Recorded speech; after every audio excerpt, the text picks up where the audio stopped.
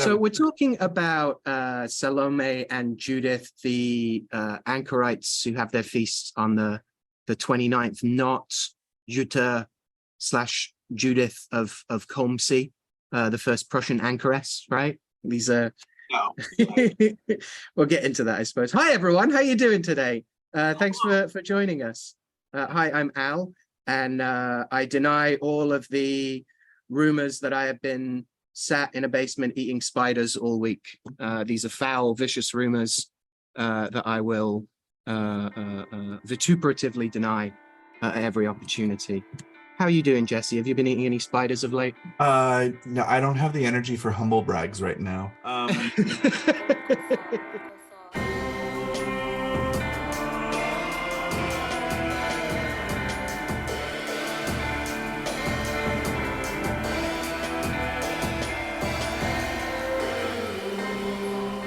This has been a farm catch-up week, so that's in addition to researching such fine topics as we have on this, our 29th episode, which I believe I briefly looked up the kind of prevailing feel about the number 29, which is change, progress, and ambition. Okay. Associated with people who are constantly striving to improve themselves, which I think it's so prevalent upon an internet search because people seem to have copy pasted the same paragraph over and over more than they do. Yeah, I wonder if it's it's 2 years after you've survived the 27 club entry fee. And now people and I guess there's a what's a Saturn return kind of thing around 29 as well, right? Yeah, absolutely. That must be the change in progress part, and the ambition that's there, the circumscribing of our passions on the Masonic level, and the 2 + 9 = 11, which is a master number, and you don't reduce it in Pythagorean numerology, or at least New Agey numerology of the West. But so we are Radio Free Golgotha, and we are welcome to the latest Babel Child.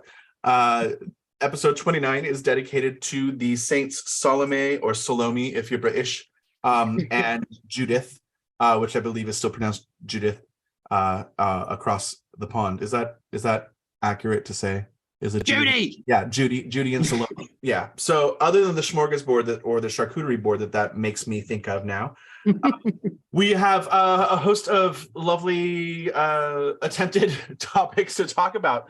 So obviously our saints here are a little bit more about, we're trying to squeeze in an episode a month, and so we have a lot going on in the summer, so we're really happy. We missed our first possible topic, which we'll save for a year to come.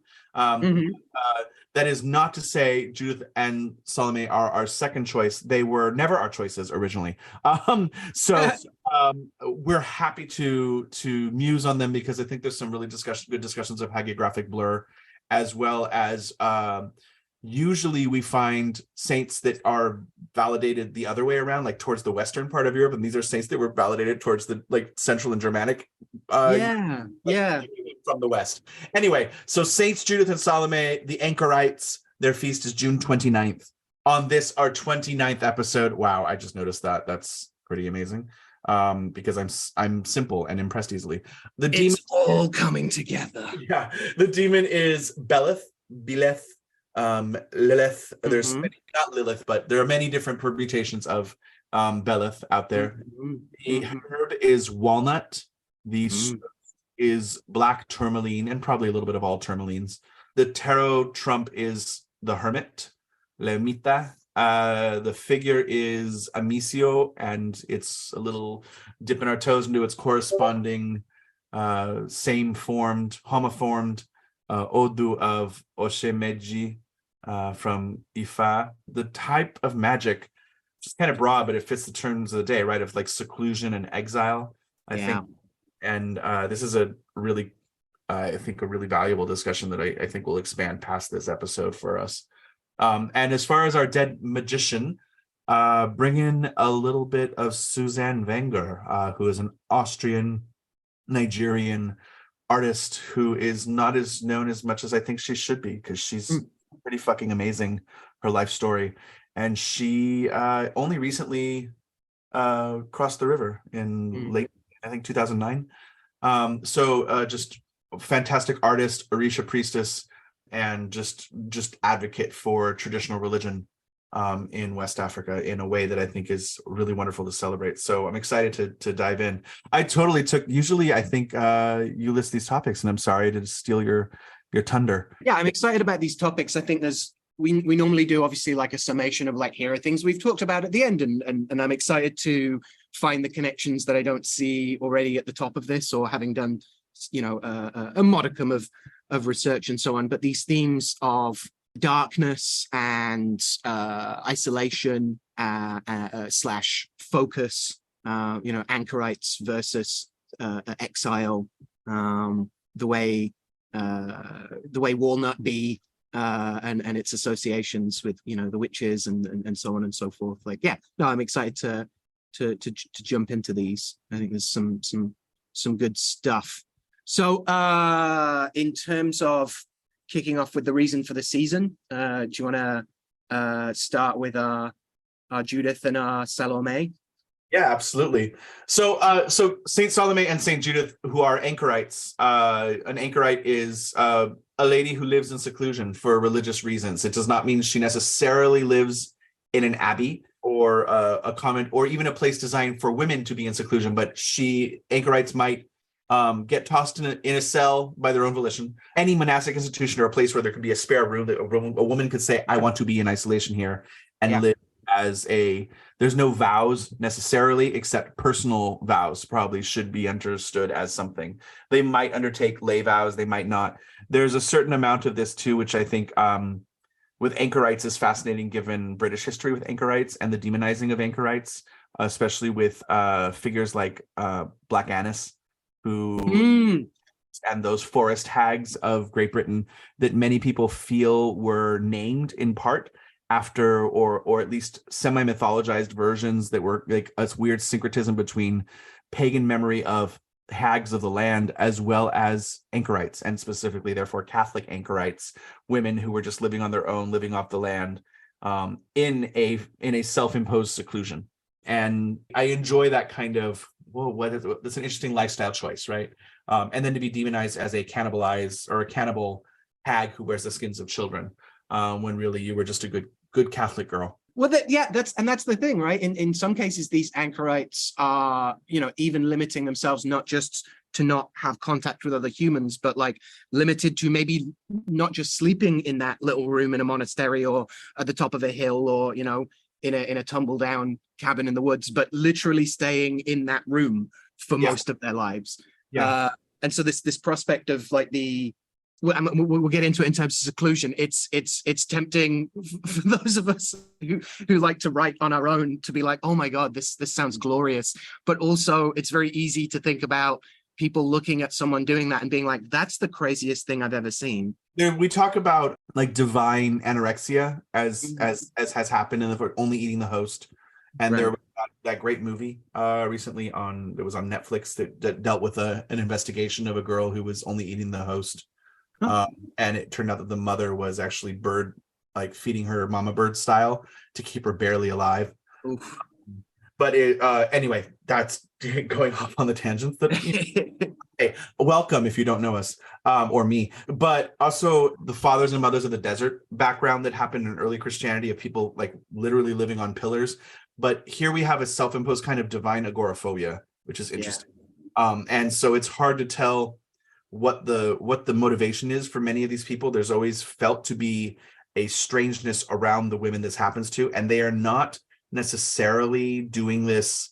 It's not as cheery for the anchorites usually, right? They don't have a cheery reputation wherever they have. They're often plagued with like demonic visits as well as visions. And so it has that kind of, what's the quote from Stigmata? Just the closer you are to the divine light, the closer you are to the devil as well. Paraphrasing horribly. So according to legend, Saint Salome was, in this case, an Anglo-Saxon princess in the 9th century. And she went to Jerusalem, which is a pretty dangerous time to go to Jerusalem, the 9th century, temporarily blinded. And she reaches what is now Bavaria. And she has no possessions, and she becomes an anchorite in a monastery there.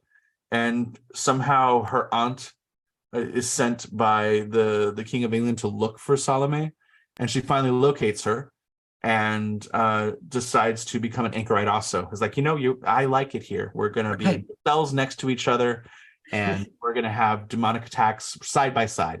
And so she remained there for the rest of her life, even after Salome died.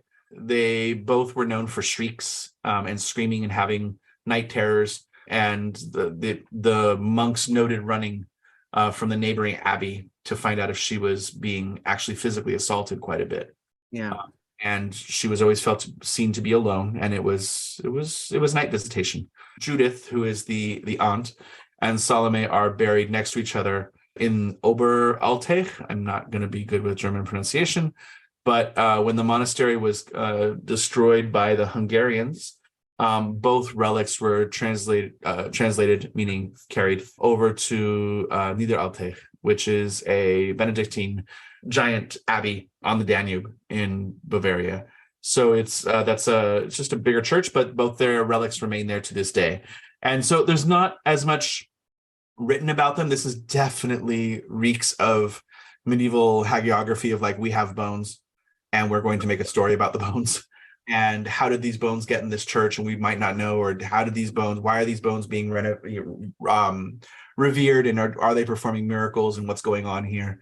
So I do like these stories that we don't really know too much about them other than this.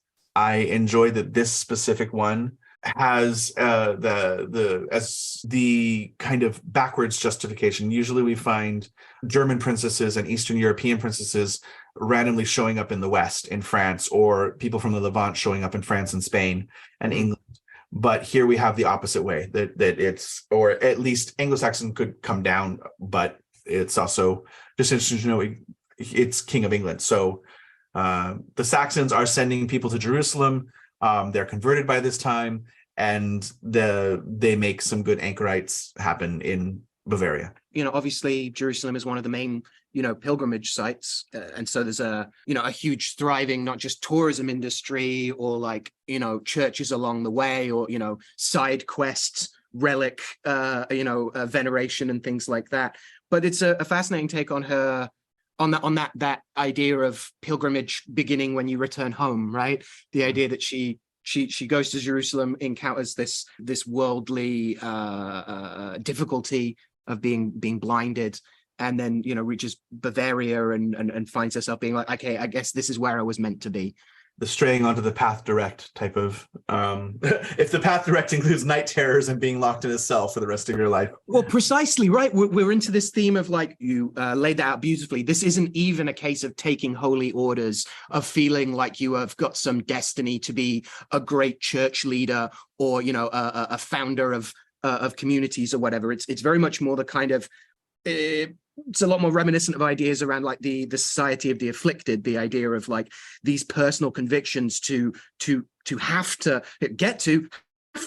turn your life into prayer, otherwise it's going to get even worse. This isn't a case of like, I think I'm going to choose a hard life for myself. This is the case of like, how do I navigate this hard life I have found myself in, through this very solitary devotion. I think there's it reminds me of the Abbey, as I like to call it.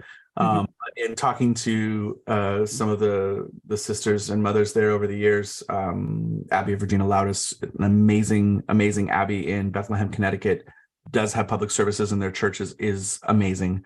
So just highly recommend supporting them, visiting them if you're interested in seeing what an actual abbey looks like. There are not many of them in the States, as far as like a self-sustaining or trying to aim towards self-sustaining community of religious people. It's not an urban group. It's not just a convent. It is there's beehives and orchards and animals. They're processing hay and doing all these things in that Benedictine way that, like, the Benedictines are a pretty fun order as far as work and pray, just figure it out.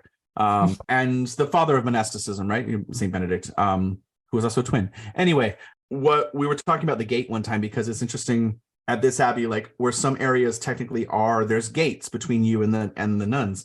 And it's not like they can't touch or interact with outsiders physically. Like, there's nothing barring them from a lot of interaction with outsiders. It is still a self-imposed kind of restriction, or at least an order-imposed restriction.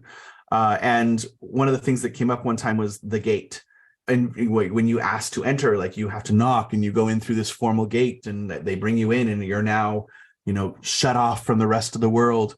And the particular sister said something like, I don't feel we're shut off from the rest of the world, because let's get one thing clear. You're mistakenly think that gate is there to protect us. And I love that. Because especially this abbey takes people who have lived lives. They won't take a young person who's like, I want to be a nun. It doesn't work for them. You have to live a professional life.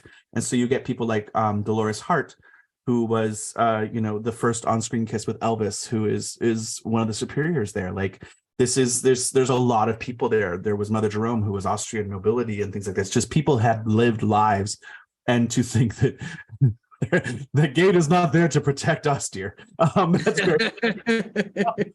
You're locked in here with me. Yeah, right. I get that. I understand and sympathize with that. I think anybody on a spiritual trajectory for a long time understands that we're actively confronting the deep regions of ourself. And that I think there's certainly a shift post like 90s mentality that, as the millennium approached, there was a lot more talk about the interior nature of the apocalypse. And it was a Matthew Fox thing at the time of like really analyzing that the battlefield of the apocalypse was in every person, and that the stories of the internalization of revelation was important, not to understand it as an external event because we can't control whether it is or not, but to understand it that the battlefield, the battleground of your soul is to look into your own abyss. And to understand how you will survive the reaches of yourself, and because the tortures of this world are temporary in the Christian modality, right? So it's of this world. There are tortures perhaps in the next world, but you won't suffer here forever, which is certainly true across the board. Death being what it is. In addition to this kind of self-imposed isolation that will come again, I think, probably many times today, isolation, privation, and things like this, exile. I'm also struck by the names of these two women, right? So Salome and Judith, as far as biblical figures, even though Salome, the one that we associate as Salome, because there's many Salomes, it's probably a Hellenized version of Shalom, they feel. So it's a very common name in the kind of Koine Greek era of Israel. But that you have two beheaders here. Yeah. You have Judith, who it's Holofernes. That's his name, Holofernes? Holofernes? Holofernes. Holofernes. I was struck just even thinking about and Salome with John the Baptist. She doesn't necessarily do the beheading. She is the beheadress.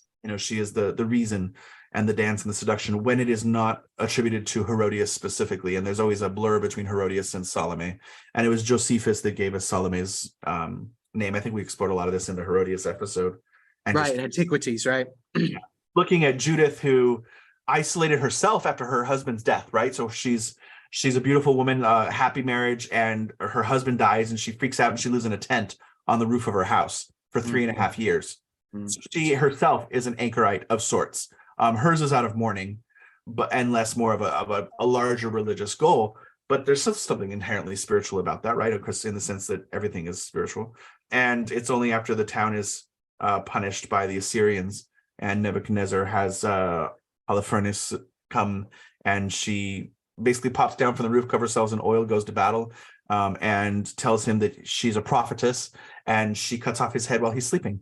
And I like this idea of the sleeping enemy that gets beheaded through deception, through claiming prophetess, because you know what? She was a prophetess. She said, I'm going to take care of this. And she did. So it kind of reeks of like a little bit of Joan of Arc, as we were talking about, of like, whether or not this prophecy is about me, I'm going to make it about me. Right. And especially if you're making this prophecy yourself, that's its own luxury. And then you have Salome, who is not awake, a sleeping dead, but an imprisoned person that she beheads, or is the reason for the beheading, over lust of being manipulated by her mother to dance for her father. There's various steps involved there, but still the mother figure asking the daughter figure to dance for the father figure the daughter figure to dance for the father figure in a seductive way so that he has to grant a wish, and it's the head of the Baptist. I think there's something quite fascinating there. There's something wonderfully beautiful, and perhaps that's another type of magic to discuss sometime, is the headless ones, because this is a wonderful theme of Orphic and Dionysian and otherwise, even through the cult of the headless ones in Naples, right? So I think there's a lot of beauty there. I don't necessarily think that these two anchorites have anything to do with that, but they did kind of cut off their own societal involvement at the head. As it is interesting that the Judith is the older one, who is the Hebrew Testament version to the Salome, who is Christian Testament, and it's the hagiographic blur there. I would not want to not play on if I was. No, entirely. Yeah. I think it's a really great example of I think we're seeing something of a way of thinking about saints and their days and their names and how they align and rhyme with each other, that these two names of our anchorites happen to be shared with these two main beheading women.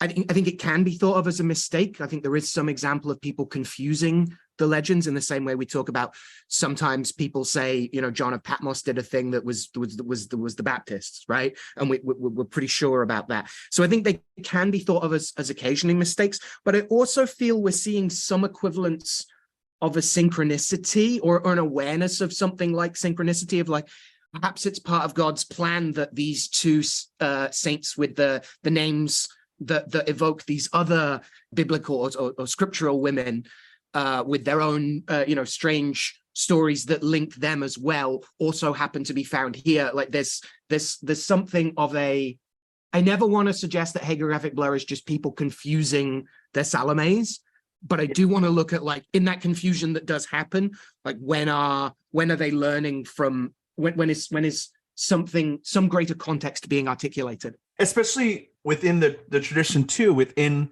Christianity and many traditions, of naming specifically for biblical figures. And right. So there is some invocation of that saint or figure, patriarch or biblical figure in general, in the very naming of it. There's name saints, right? We have this tradition of, like, what is the saint of the person? They can have a common name, but like their Christian name, their official name, especially in ceremony, is about the adoption of this. We're asking for the blur. Certainly this is done in at least Catholic confirmation, in that you were always told, like, you had to choose an actual saint. And here's where there was an interesting thing for me, even in that confirmation side of it, of that you couldn't name for angels, which was a very Protestant intervention to me, right? Like we've talked about before, how saint properly with Michael, I think we talked about specifically of, like, you shall not name a thing a saint that was never a human. And in Catholic confirmation, they're like, no, a human saint. Was specifically told to me. I don't know if that's specific Catholic doctrine, because I know many people are like, oh, my name's Raphael after the angel. You're like, that's cute, but there's many saints Raphael. So if you say not going to, like, me in choosing Gabriel because it's also family dead, and that's very Mexican, of like, you name yourself for previous people in the family who also have a saint's name. Which is also a nice loophole in terms of, like, no angels, but I can name myself after a human saint who was named after an angel. Yes, exactly. Then you justify all of that lore that you find that connects you to that human saint. All of a sudden, you're like, I never look at all these things that are very common in my life. It all goes back to Robert Anton Wilson's The Thinker Thinks and the Prover Proves. We're going to justify what we're going to justify, including the beauty of the two behedresses becoming anchorites in later incarnations, aunt and niece, and the celebrating of the 29th episode on the 29th of June. I know there's other lore, even with Salome, of this specific Salome. Her real name is Edberth, I think. And because of her dancing ability, she was nicknamed Salome.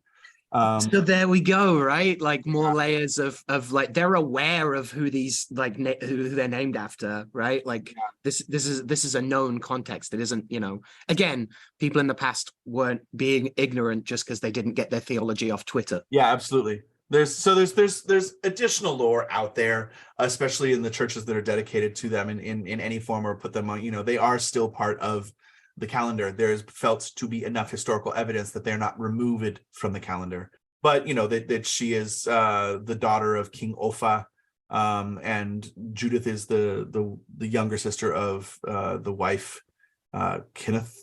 I'm not going to be able to pronounce Old English in any form that's appeasing. But the father's a warlord, and there's everything going on, and which there's this whole thing with perhaps the daughter not enjoying her husband too much, and poisoning him and fleeing to France, and Charlemagne governs there, and he's impressed by her and thinks she'd make a great wife, and there's all this stuff that happens there. There's all this lovely kind of like additional lore that goes with it that doesn't really, it leads up to her being why she might impose herself in a room. So there's all this, the layer of like, what's she building in there a little bit, right? Like this the other side of like what it means to decide to, live on your own. But why? What are you doing in there? What did you do to mean that you had to do this, right?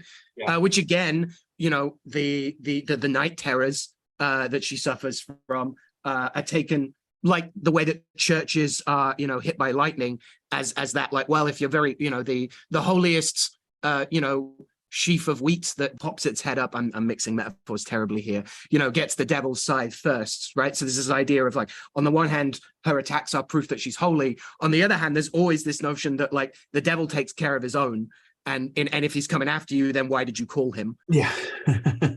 and this distaste by, Salome again, are the kingship, right? Of like, she's the daughter of a king, but then she marries a king, and then she runs away from that king after perhaps poisoning him, and then Charlemagne's impressed by her and wants to wed her, but then he brings her in front of him and his sons, and so he's like, who do you want to marry? And she's like, the son, he's younger. And so Charlemagne sends her to a nunnery, and then at some point she perhaps sleeps with a visiting Saxon to the nunnery. Maybe not. She would, he appointed her the abbess of the convent, just to keep her, because she was of royal blood, but that she decided to go on a pilgrimage. And that's the reason for her pilgrimage after the point of like, I need to get out of here. It reminds me too then of, there's a Tibetan singer, Anichoyin Droma, who is just an amazing singer. But in an interview or in the early days, they were asking her, like, what made you become a nun? And she's like, because life for a woman is either marry and have children, or if you want any independence whatsoever, is become a nun. And she's like, I respect the choice that I made, and I'm all about my religious vocation, but it was like, this was to have freedom. And there's something in that too of like, pilgrimage sounds good. Thus Judith goes out and finds her, and that's what you get. Both of them are really just happy to be around each other again. So and Salome is said to have been very beautiful and a good dancer, but did turn away and say, I don't want to be around men. And that's the reason for her seclusion and to repent for her past. So we also have an instantiation of a Salome as a kind of person or a kind of woman, usually with a finger pointed at her, of having lived a certain way, even and especially if they end up living a very pious, opposite version of that supposedly salacious lifestyle. Yeah, which is always interesting too, because the biblical Salomes, right? You have Mary Salome, who was there at the crucifixion and is actually mentioned in the Gospels.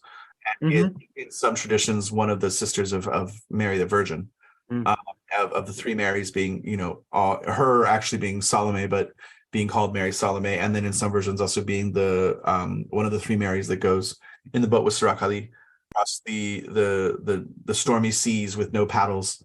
That Sirakali calms down by offering her head wrap to God and to the devils of the storm, and they land peaceably in France. And so there's many Salomes. There's a lot of wonderful blurs, and it's the same type of thing of like, I can't hear the demand for separate cults because they were always blurred to begin with, and that's fine. And I'm sorry if we can't even keep modern people not confused for each other in our media. I do not know how you're going to expect ancient people without the face recognition to be so separated.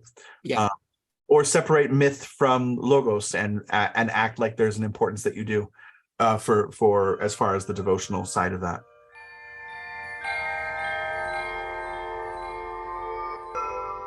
I am a good creature of the 90s, where my education was primarily the Lesser Key of Solomon, as to like, there are other demons that exist, but here are the ones we call the the 72.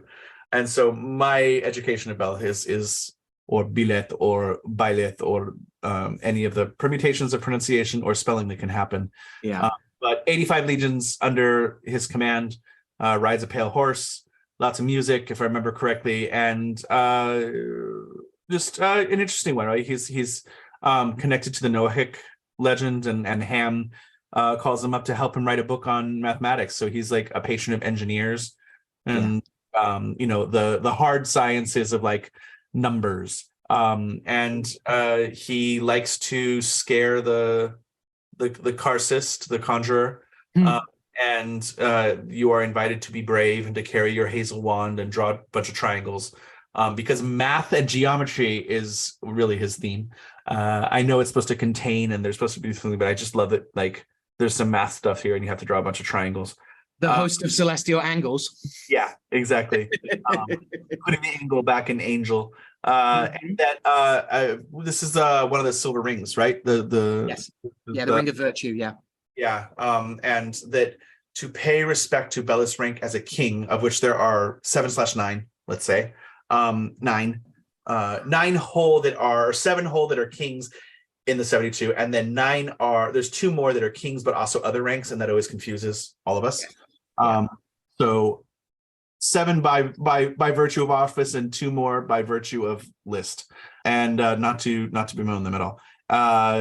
So that the recognizing the rank of the king makes you have to wear a silver ring on the is it the left hand and to hold it up, which is interesting to show, like, is it to pay respect to Beleth as a king, or is like I am of equal rank? Like, what's going on here? Yeah. It's the middle finger of the left hand as well. So there's that like saturnine thing along with flipping them the bird. Yeah. No, this idea of what it means that they, in the various translations, that they will only speak when there are princes present is one way it's sometimes put, which can imply it could be a number of things. There's other entreaties to treat them courteously when they turn up.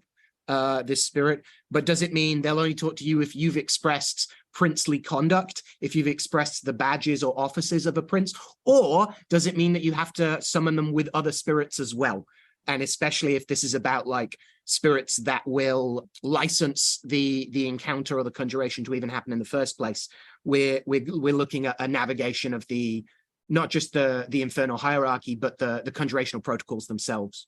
Which, I mean, if we're talking about, Beleth from straight up lesser key, we have a lot more evidence or a lot more information to work with than we do many of the other offices, because Beleth is one of the spirits in the 72, the Orisha of Solomon, that gets called one of the long form texts, which is to say, sure, their office includes a king, like you said, with the fallow or the literally pale horse, which is an old medieval symbol of deceit, apparently, but also that there's a bunch of conjurational instructions. So not just they turn up like this, they have this many legions, they can make you go invisible or teach you liberal arts or any of those other kinds of things, but then also, hey, here's how you conjure them, which is, we don't usually find those kinds of things in spirit catalogs, certainly not spirit lists. They're usually in the how to call them section of a grimoire. And so, yeah, there are all sorts of bits in that long form text of Beleth. There's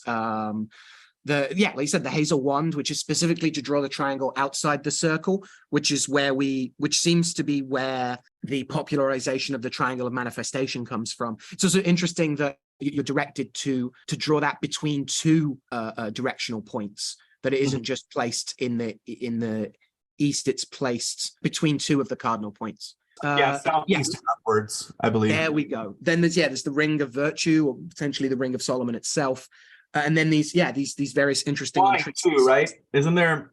You'd think I prepared better for this. I'm going off some ancient things in my head here. I believe, isn't there a bowl of wine outside the circle as well? Yeah, if the place is, it says if the place is inapt to do a triangle, if there isn't room, or it just the land isn't working for it, then yeah, there can be a bowl of wine. And the exorcist shall certainly know when he is cometh out of his house with his fellows, and that the aforesaid Beleth will be his helper, his friend, and obedient unto him when he cometh forth. This itself is a far older practice of putting bowls of water as well outside of the circle, which is is sometimes said to be for scrying, at least by modern commentators, and is, yes, sometimes said to be some kind of purification or maybe even an offering, but primarily it's talked about as being not even a trap, just a bell, like the bowl will be hit and will potentially slosh or move, very kind of like Jurassic Park, right, when the spirit is present or when the spirit leaves, so that you have a physical marker of the comings and goings of these spirits you're working with. So the wine seems very familiar in that context, as well as being some kind of place that they, if not container, then at least like landing pad for them. Yeah, that's quite interesting. I mean, there's the kind of use in various Afro-Caribbean practices, including Afro-Brazilian, the notion of clear liquids versus dark liquids, and if it's in the room, like liquid allows things to come through, right? It's always a portal the other side, and the kind of primordial waters of Apsu type, if we really want to take it back and be universalist about it. The waters of Guinem being below the waters and all these other things, Galunga and all these wonderful things we like to muse on, but also that when wine is involved, then you do have the dark mirror, right? Like there's something even added to that of sustenance. So there's just so much that it could be. It's really interesting when people propose it's just for this one thing. Right. Like why is water on an altar? Is like, it's not to represent, it's wet. It's watering. Yeah, it's doing what water does, and therefore can be open to myriad of interpretations. I will say that the mirror angle is interesting, not just in terms of a circular thing potentially placed in a triangle, if we were to combine the two, and we're into some very Poke Runyon territory about like, this is the true black mirror. But we do have an example of a mirror that is associated with, in one spelling at least, Beleth, which also brings up the connections to which is the Munich manuscript, of which Kirchhofer writes for CLM 849. So in that text, in that necromancer's manual, we have a mirror called the first mirror of Lilith, or Lilet, or spelled, the LLT way. And partway through that text, the spelling of Lilith changes to Bylet, B-Y-L-E-T. And so that raises some fascinating conjecture at the very least. I think I was reading through Jake's Pandemonium about this, because it's just a fantastic concordance of various spirit lists and where we find spirits named other things.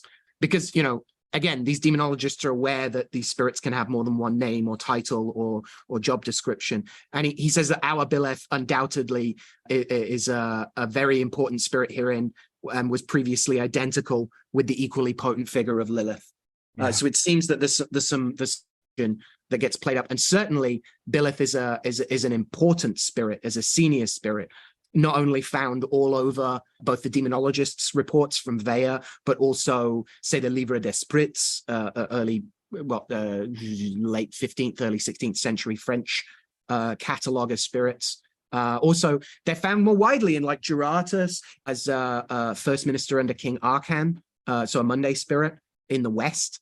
They're on the presidential council of the great kings in the Book of Offices as well, along with like Gordonizer and a bunch of those other spirits who we're told are senior and have a kind of, and are in a gang of some sort, what Jake called the presidential council, but we're not entirely certain where that fits in with other groups of senior spirits always, except that the presidential council seems to be underneath the four principal regents when we organize them by that.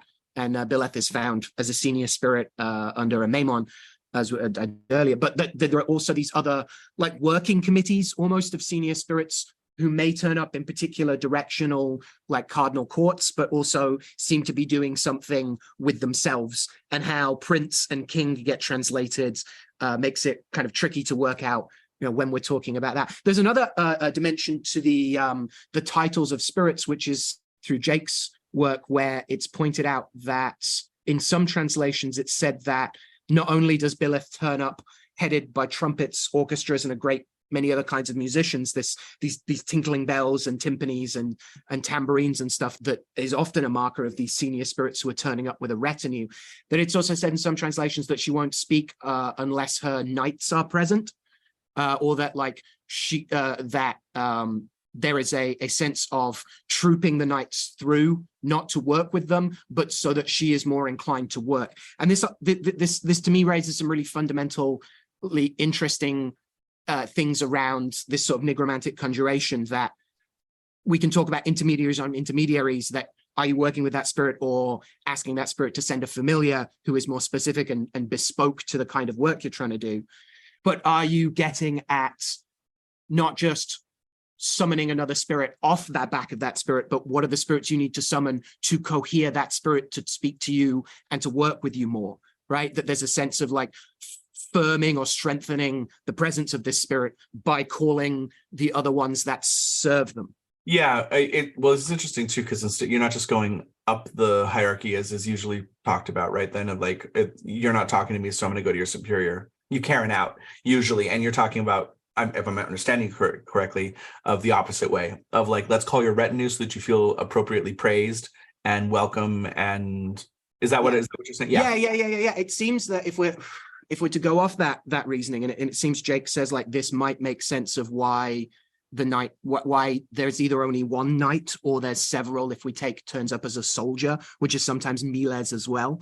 If we take all those examples of appeareth as a knight but is a duke or what have you, those might be relevant as well. That like, yeah, exactly. You're not just going up the chain to seek more authority. You're not just going down the chain to seek more specificity. You are conjuring other spirits, and it seems that all you need to do is to like name check them and they will parade through around the circle and then either stand off to the side or go away again. But yeah, exactly, like the conjuration of this senior spirit might require you to call other spirits not to do anything specific other than secure her presence. Yeah, exactly. Get them comfortable.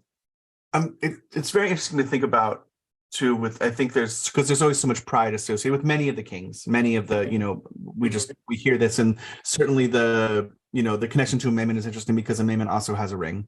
The Munich manuscript that you mentioned is the same one that's in Forbidden Rites, I believe. The Kirchhöfer memory is. That's right. Yeah, Richard Kirchhöfer. Yeah, who's lovely. Yeah. I got to meet him at a conference once. He was very nice. He's another one of these folks like me that like clearly can't control their neck or their like facial reaction when someone's speaking, and was just like in the back nodding along, which made me feel great.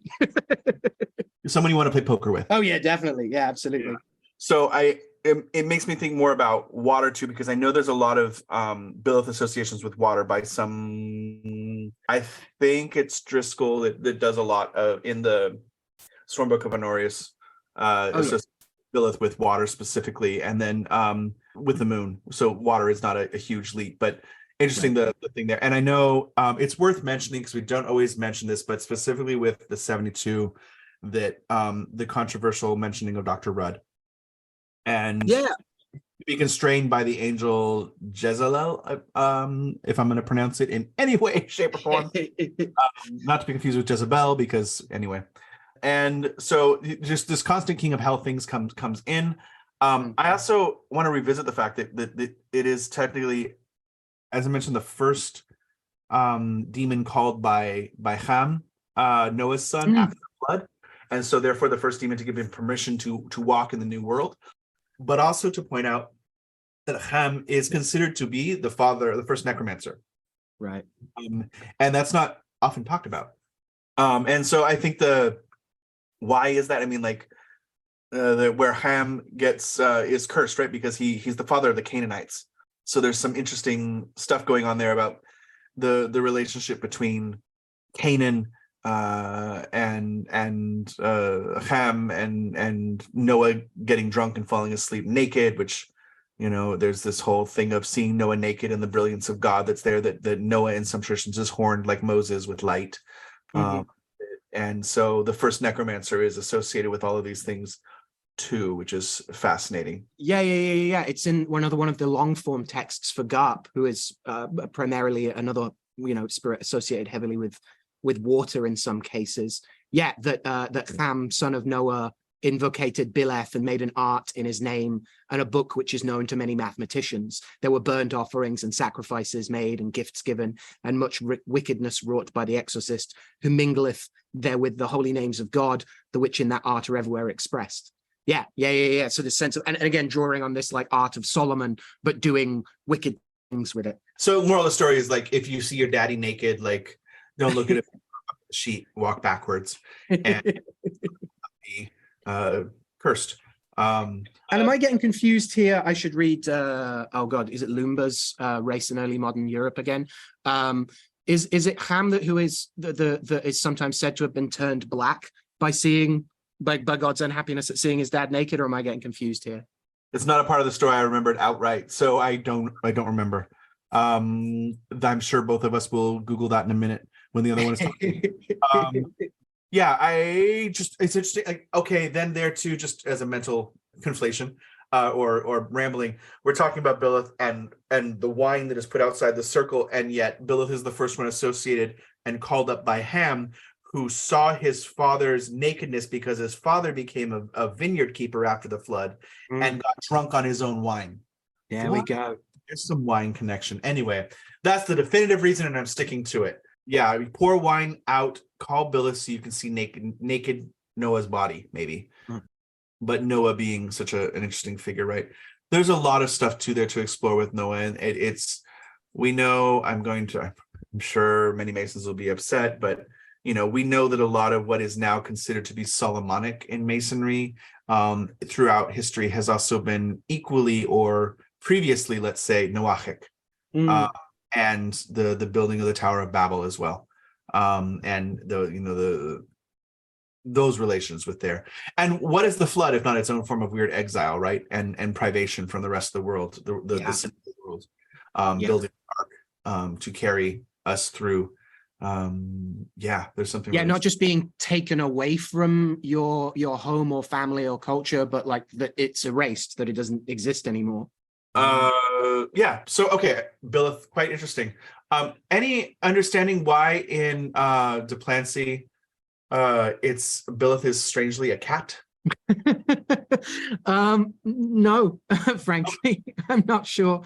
Reading through various officers, it seems they're generally a great and terrifying king. They're often on horseback. I'm not sure what Duplancy's going for there, honestly. No. And I'm softening. I used to really dislike all of those and their their kind of ubiquity in like modern demonology. But I'm growing to like them. I've been doing some research on Asmodee at the moment, and looking at the Duplancy illustrations there is they're fun. They're fun, but no, I have no idea what the cat thing is about. Except that there is a 15th century case of nigromancer. I'm maybe getting confused here. English nigromancer, 15th century. I want to say William Bigg, but it might not have been. But they are arrested. The tale is that they are arrested for it seems they're running some kind of scam whereby things go missing and they are hired to find the missing things, but they may well be in cahoots with the thieves that stole them in the first place. And the rite that's found, or the reason it's a known case, as opposed to a mysterious nigromancer went and did a thing and no one saw anything and thus didn't report it, is that they're invocating Beleth, and they do it with the circle of a cat skin, and they even put a live cat in a box and bury it, and it is a bunch of villagers wandering past this crossroads that hear a cat meowing under it and dig it up, that reveals that this nigromancy has been going on, and eventually the party, who is inevitably some junior clergy member or something at the local abbey, is arrested for it. So there is some scant evidence of working with cats when calling Beleth, in terms of the circle or even as a sacrifice. So it might be that, but it certainly doesn't. I haven't seen any of the offices where they appeareth in the form of a ferocious cat or something. I had a friend once, John, if you're out there. I do have friends. Friends. You definitely have friends. I do. So his proposal, lovely Coyote, lived in Williamsburg in the late 90s. Lost touch with him, as one does. But felt that his drunken, I think it was really more of a marijuana prophet or philosophical understanding of things. But and I always took it to heart, because he was like, I think one of the reasons demons appear so fucked up is because we don't speak Hebrew well. or anything. And we are telling them to appear in various forms, and they're like, that sounds like cat. I mean, that sounds like human. What the fuck are they? Like, you know what? Here's a little bit of everything. Here I am. And I found this to be quite amusing and perhaps not inaccurate. I like that. A helpful spirit. If you go off the emanation body in Buddhism, like, okay, I can appear as anything that is helpful to get the message across to this human. They really want what sounds like a cat in a black sock hanging from what was a piñata hook. Wait, what? Okay. No, this to me really evokes some of the fascinating and frustrating hummus of the mulch of the corpus and paper trail of these nigromantic grimoires, the admixture and the vacillation between, when we know a manuscript was copied out wrong, and we know for a fact that like this manuscript was being copied from this one, but suddenly there are these changes in it, often producing duplicated spirits who then start turning up and doing their own thing. So and certainly we see this with like, is it a misspelling before you have a standardization of spelling? Is there such thing as a common mispronunciation, etc.? There is this sense of like, and I think more to the point what this gets at, especially in terms of like, if our language skills don't match up quite, it doesn't necessarily mean nothing is going to happen, right? This idea of that I think is cooked into a bunch of Western Neoplatonism, that if I say the right things in the right way at the right time, this is a password, and the universe has to do these things about it, or has to respond in this way. These laws that I have navigated and manipulated as the crown of creation, as opposed to thinking about like, it might not have been a good song, but it was a song, right? As opposed to saying like, unless you do exactly this perfect thing, no connection will be made and nothing will happen. You can go two ways, right? You talk about the catastrophism of like, well, are you sure that was the spirit that said it was who it was when it turned up? Someone's going to turn up. You're making a whole bunch hullabaloo, and maybe even like say ringing a dinner bell, right? Something's going to turn up. That's the kind of potentially like slightly paranoid angle. The other angle is like, you might not get the exact thing, but they might be able to hear enough in the crackling signal between the noise to be like, okay, I think I'm hearing cat. Okay, I guess it's cat. Like that makes total sense to me. It spurs and we've talked about personal dreams and not visions, but let's say daydreams of what it's like to be called and beckoned and be like, oh crap, let's figure this out. Right. I think there's something quite interesting as a writing experiment to like write from the perspective of each demon, of like, what is it like to be, what is your idealized place where you are in the other worlds, and then have to be summoned and be like, and this person's Christian, and like, oh, fuck, I hate the Orthodox. So like, okay, yes, ow, that hurts. Oh my God, ow. Yes, I was a Dominion, and oh yes, of like, okay, what do you need? Right. There seems a lot of like kayfabe going on, to borrow that like old carny wrestling term, right? We're both pretending, and this is the instantiation of the performative act. Yes. Absolutely. I feel like there's something, or at least a narrative I'd like to read there, perhaps a radio drama for us to create in the future. There's a again, not to go too full on Pratchett pagan, but one of Pratchett's early Discworld books is called Eric. It's about an aspiring teenage demonologist, and he tries to summon a demon to give him, the traditional, live forever, marry the most beautiful woman in the world, and own all the treasure in the world. The basic setup is that one of the running recurring characters in the Discworld, Rincewind, the very cowardly wizard, is in the end of the last book is banished to hell and is running through hell trying to escape. And when Eric summons something from hell, he opens the portal and Rincewind comes out. So it's this spirit who has been called from hell, and as such by the rites that work now has powers to grant those wishes, and they're all like monkey paw versions of that wishes. To live forever means that he goes right to the beginning of time and has to live forever, those kinds of things. But the idea of like, a person who was just in hell that's been shoved into the role because they came through the door marked demon. It plays with a lot of those perspectives, and it made me think of that. I think that's something worth exploring.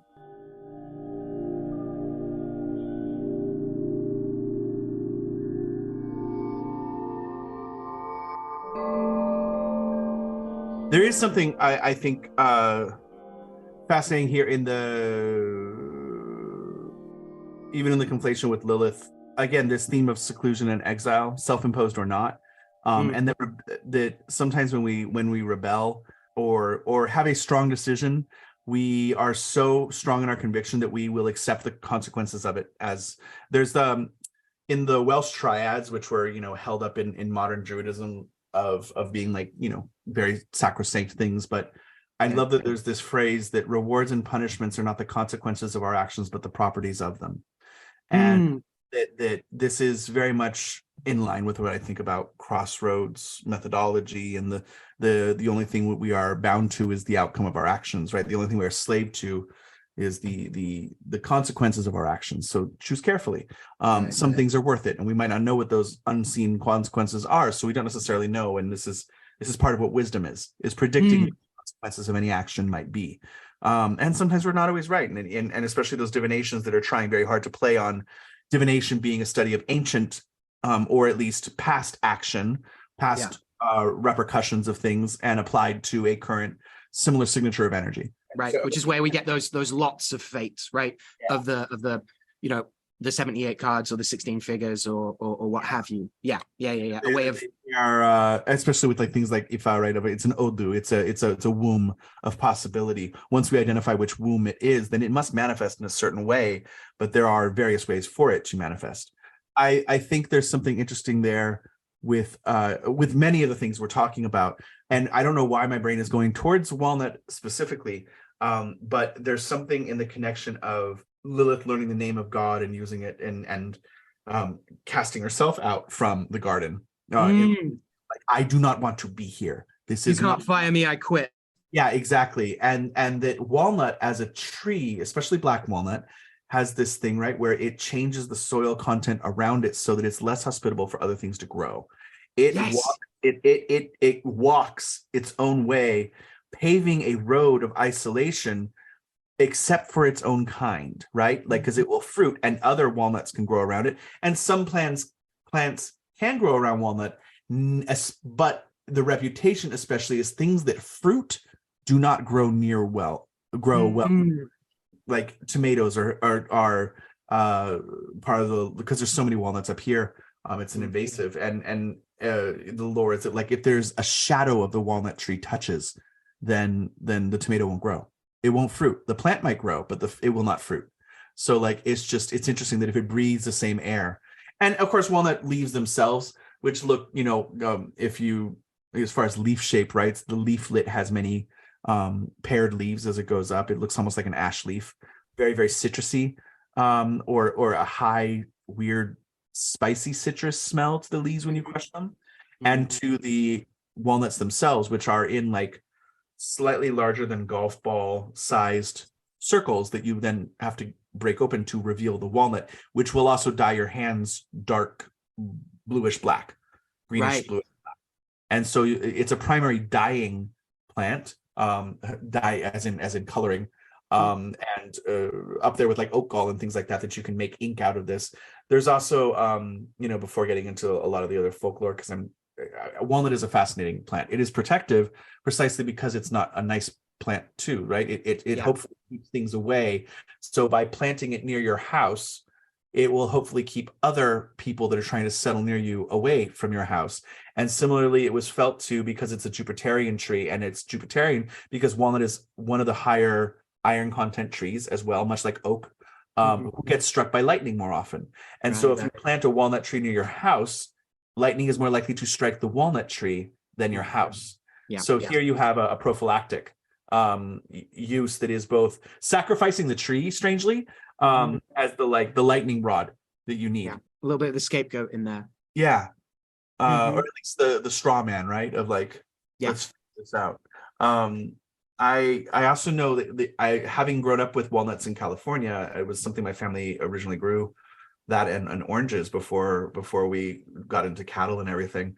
You can pickle walnuts, pickle them, the fruit, the immature fruit. And so it has the nut in it, but like it's different, right? It's not the nut you're pickling. But interestingly, on the West, even though it's the same species technically, on the West Coast, they don't produce a grit that the East Coast walnuts have. And I've been curious about this because I tried to pickle things a few years ago, and it's like, these are very, very gritty. I don't understand what's going on here. Similarly, they're used in alcohol for flavoring things, the immature fruits. That's an Italian tradition, I believe, that is common still here in this area with the Italian immigrants that came 100 years ago. You can flavor alcohol with it, but it does not pickle the fruit well. They're gritty, they're grimy. It's just like it's something. It tastes like it's like when you have sand in an oyster. I know you're not a meatitarian anymore. But sand. I remember oysters. Yeah. So yeah. Anyway, I think walnut itself is a truly amazing tree. The eastern black walnut is different than the western one, and as the grit has proven to me. But they're very common in bad soil. So they're a pioneer species, and you find, for instance, in this area where the soil is terrible, I still love the local lore that like God created the rest of civilization and then ran out of dirt and created the Catskills. And that's why all our lore is about the devil farming for you and removing rocks and shit. So many stone walls is because like, what else are you going to do with stones? But that black birch, black locust, cherry, and black walnuts are all over the place here. And especially with the abuse this area suffered at the hands of logging up until the early 1900s, that like as part of this kind of regrowth and rewilding, that walnuts, black birch, black locust, and cherry are all climbing in. It's interesting. No, much the same things. That's laying out a lot of the stuff that just this continual way in which they are so Jupiterian and yet so Saturnine as well. And I'm not limiting them to only being expressions of those planetary virtues, but yeah, this continual sense of their Jupiterian nature. I was reading Becky's Blood and Spice Bush blog posts on the Eastern Black Walnut on Juglans nigra. I thoroughly recommend everyone go and check out Blood and Spice Bush. Amazing stuff, especially on like Appalachian biodiversity and things like that. I'm pointing out that it's, that Eastern walnut's one of the most valuable timber trees, one of the most valuable hardwoods. It has that beautiful brown, like rich heartwood. Going into, again, their poisonous nature, they are, what's the word I learned? Allelopathic, releasing chemicals from both the roots and the decaying bark and leaves. I didn't realize that. That the chemical is called juglone, juglans, but sounds very Insane Clown Posse to me. Yes, absolutely. But I also didn't realize, I knew about how they will like cast a circle, and I've thought about that a lot because as we'll get to, they're an offering for spirits connected to circling in the Grimorium Verum, as well as wind. But I knew that they kind of exuded this area of effect around them, and so kind of cast this inverse fairy circle of like making it very difficult chemically for certain other plants to grow nearby. But I didn't realize, apparently, since as early as like the 77 common era, that parts of the walnut, like its roots and its bark and its leaves and stuff, were actually used as herbicides, as antifungals and antibacterials. So they would be deliberately planted. Yes. And so like the piece of the thing carries some of it as well. It isn't just like its seat of power, in its circle. Yeah, plenty of that Saturnine poisoning, right there. The fact that the one of the most infamous sites of Italian witch gathering and sabbatic business is the walnut tree at Benevento, or the trees at Benevento that they're meant to gather under the shade of these poisonous trees. That to fall asleep beneath a walnut tree has some of the same lore as some of the other black trees like elder, where it's thought to cause either madness or prophetic dream or both.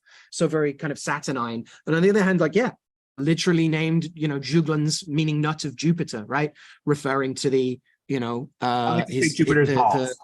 Right, the balls in his big bad thunderpants, exactly. And I like this because it brings in this notion of like fertility and a certain kind of vivaciousness, we might say. that carrying a walnut in the shell was thought to increase fertility, as well as having all sorts of stuff to do with the head and the brain through the walnut fruit itself looking very kind of brain-like. And then what's interesting is just seeing the admixture of these Jupiterian and Saturnine kind of, if not influences, then like, because I'm not claiming they're direct, but I was reading in Bulgarian folklore that apparently it's said that you should plant a walnut tree before you begin certain tasks or projects, because otherwise you risk premature death or becoming estranged from a loved one. And I like that this kind of combines this idea of its poisonous, deathly virtues with those of love and of isolation again, right?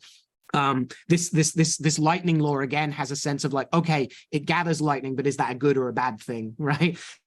It's seen as attracting it in some cases, and so you would plant it far away so it didn't hit other things. In the Ozarks, it's explicitly about drawing lightning, and so from what I've read, and so it's regarded as particularly daft to the walnut tree too close to your house, right? There's stuff around, again, a little bit of Jupiterian influence. There's stuff around. Oh yeah, I was reading in Hyatt about like Southern conjure and African American hoodoo that a black walnut. He reported that someone told him that a black walnut carried at all times prevents headaches. Again, this idea of linking it to the brain and to the head. And that dreaming of opening or eating walnuts was said to be taken as a sign that money was coming soon. So we have this, again, this kind of prosperity, but only like in the head or only in dream. Like the idea that like it can cause madness or prophetic dreams, or maybe both. There was an interesting one in terms of heads and head magic that Vance Randolph collected in Ozark Magic and Folklore that Corey at New World Witch quoted, which is how I kind of came across it, which is reporting a tale. A mountain girl of my acquaintance placed a lock of her hair under a stone in a running stream, believing that the water would make her hair glossy and attractive. But another way to promote the growth of hair is to bury a twist of it under the roots of a white walnut tree in the light of the moon. And so again, this idea of keeping bad things away from your nice hair rings some kind of important or significant bell for me. In terms of like personal engagement with walnuts and using them in working with the spirits of the Grimorian Verum, Bechad, the Verum's wind devil, and also the Honorian demon of Friday, is said to take a walnut as offering. Bechad is the patron of the GV's circle knife, which is also done by Jupiterian timings and association, as opposed to Verum's a two-knife system, but it doesn't look like it's Athame and Bowline so much as the circle, the knife for casting the circle, which is in some manuscripts is said to not be used to spill blood at all, which again, not unfamiliar with Athame and Bowline lore, but is opposed to the martial butchering knife in Verum. Yeah, specifically, the one knife is done by Mars to kill the goat that you're going to skin and prepare the pelt for to write the pact on, and the other is the circle knife. And so offering walnuts, working with walnut oil in some cases, I found it did a great job of lubricating, for want of a better term, lubricating spell work, lubricating the transitions that the blustery wind pushes things around with. It was also a way of like overly using walnut oil, because it really does like stick to the hands real easy and makes everything very unguenty. Also has a capacity to like, things get scattered to the winds as well. But playing with walnuts has informed working with this wind devil and starting to move into working with more of the shells, because the shells in folklore are reported a fair bit. In the Ozarks, I think it said somewhere that you should burn walnut shells. If you leave them lying around, then they're going to rot and they're going to draw bad things. It's very reported in Italian folklore about like using a walnut shell as a container spell, but you do also see it in English magic. Elias Ashmole has a bunch of reports of making a charm, which is like trapping a spider either in a walnut or a nutmeg, and again parallels with Southern Kunja, or using it to contain mercury as well. And those are used for a mixture of health and then like some very specific things as well. Yeah, there's I think too some of the admonitions of not leaving walnut shells around in the United States has to do with the fact that black walnut the shell is much harder than English walnut, and it will hurt. It can pierce the skin. So you cannot shell a black walnut by hand. English walnuts you can.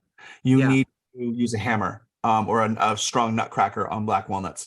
So I think there's a practical reason for that too, that they're not good. They're not used as much as mulch, the way that some people use excess nutshells as mulch, because the shards are painful. So I think there's something practical to that. It's also a preferred wood. I know that in Amish country, what we call the Pennsylvania Dutch, which are really Pennsylvania Deutsch, right? German, they sought out walnut fields to claim as farmland. One, because there was ample timber, and two, because it spoke to the fertility of the land, because it's an early pioneer plant. It lays the groundwork for other plants to grow after the walnuts are cleared. Walnut does put nutrients in the soil. It's just while they're growing, that damn insane cloud posse power keeps yeah, exactly. So and tomatoes and apples are specifically what are, I think birch keeps away too, but like I'm not looking at birch nuts all the time. I'm trying, it's the things that you can grow in this area. We have a lot of apples because apples will grow in crappy soil too. And that's just the lore of this area that I like exploring. But also that walnut is used heavily by the Pennsylvania Dutch as well as the New Netherland Dutch to make furniture in the 17th and 18th century, even to the 19th century. And it was often painted in Pennsylvania with the same iron oxide paint, red, and which of course we know is connected to lightning and lore or at least is proposed that it's connected to preventing it from being struck by lightning when it's a barn and things like that. Yeah. I'm reminded of the oh god, yeah, I think the Ron Swanson lesson about if you are using a walnut to repair scratches in furniture as well, that you can, if it's not it's not a super deep scratch on a lot of wooden furniture, you can rub a walnut on it and it will patch up, and the oils of it will stain it so it doesn't look as noticeable. Yeah, walnut oil is some good shit. Walnuts are some of the trees that are both hit and used to hit. So if walnuts are not producing fruit, like people would beat them, and because it can take it, right? It rises to the challenge of like, you're going to hit me, I'm going to hit you with a bunch of walnuts. Right.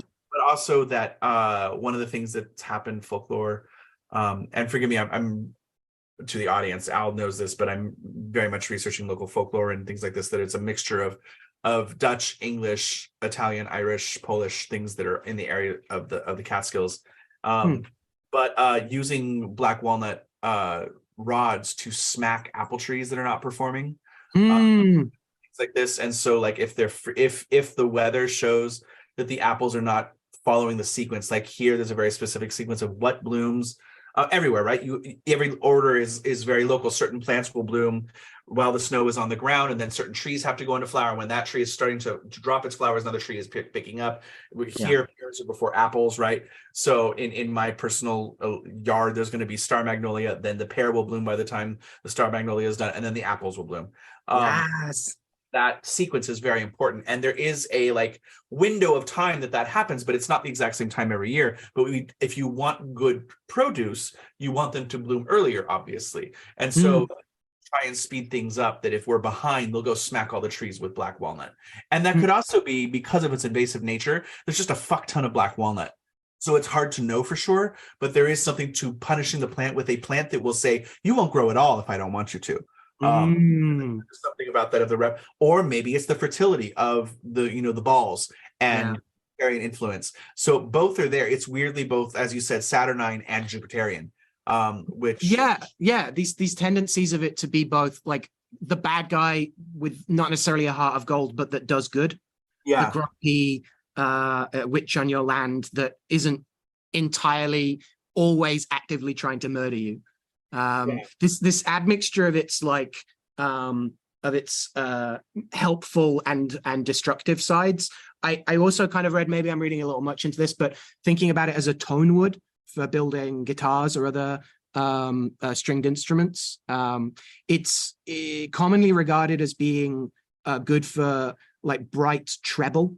Basically, I was reading on Taylor Guitars that it said it has a more present mid-range, which splits the difference between rosewood and mahogany. So again, like, even if we don't go off knowing how those things sound in guitars, like rosewood on the one hand, again, not a million miles away from the malice of apples, and mahogany, this like dark, strong, like wood, right?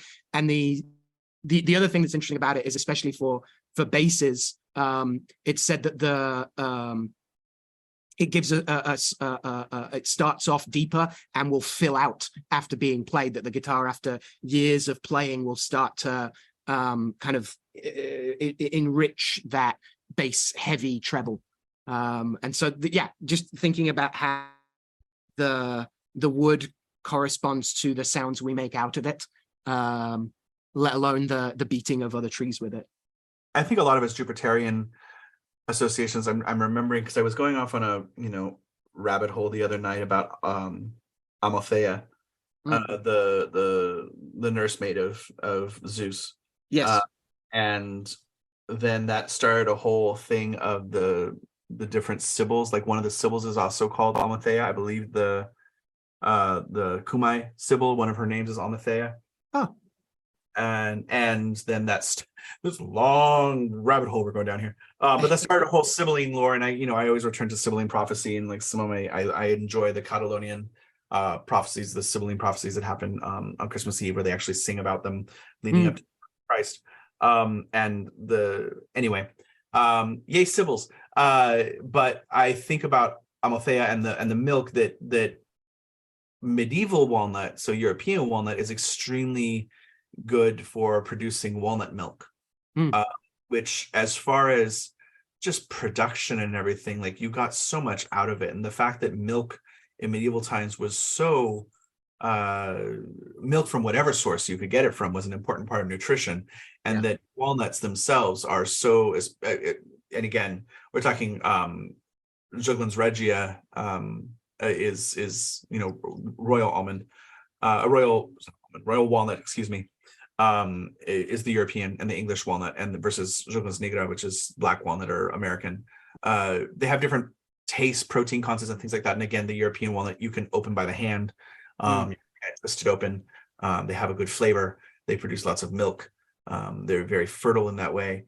And then there's just the lore after that point. Yes, walnuts in general, but especially black walnut when it comes in. It really fucks with things, and then adds that kind of herbicide, just killing things in general.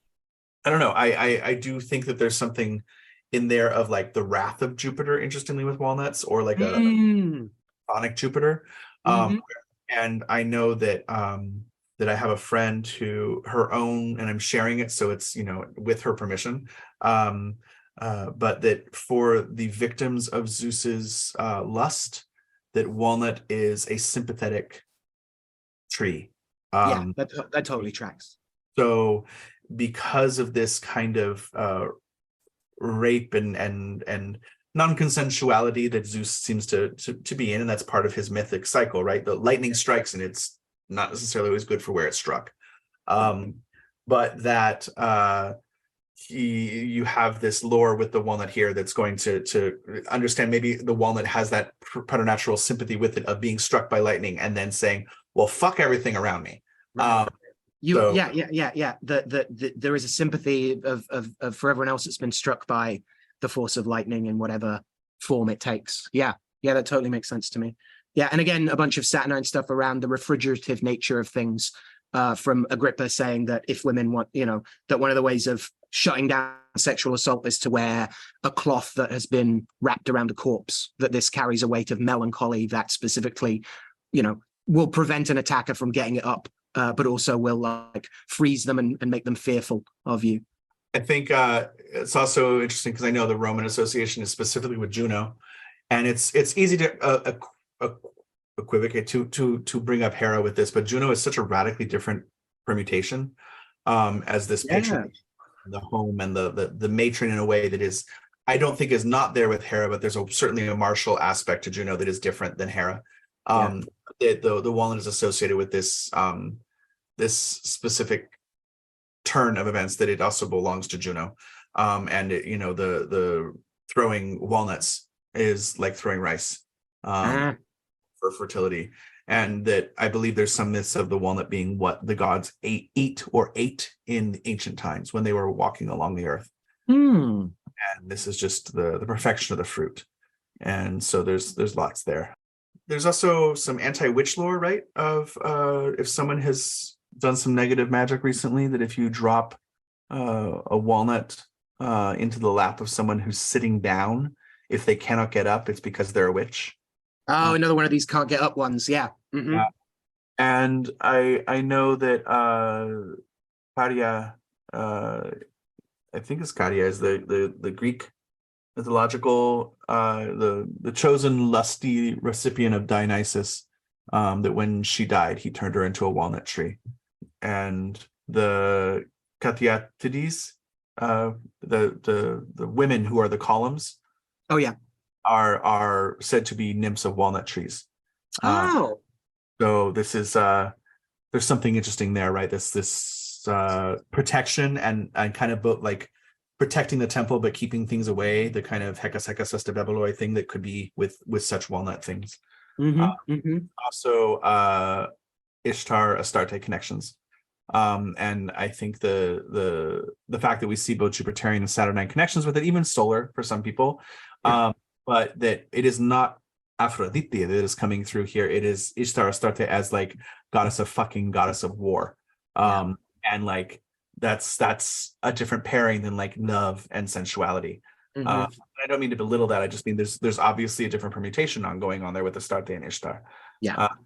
So anyway, I think walnut is a really lovely, strange plant with a lot of lore. And it's also a plant that we here actually get to see and interact with, and we see it just kind of take over an area.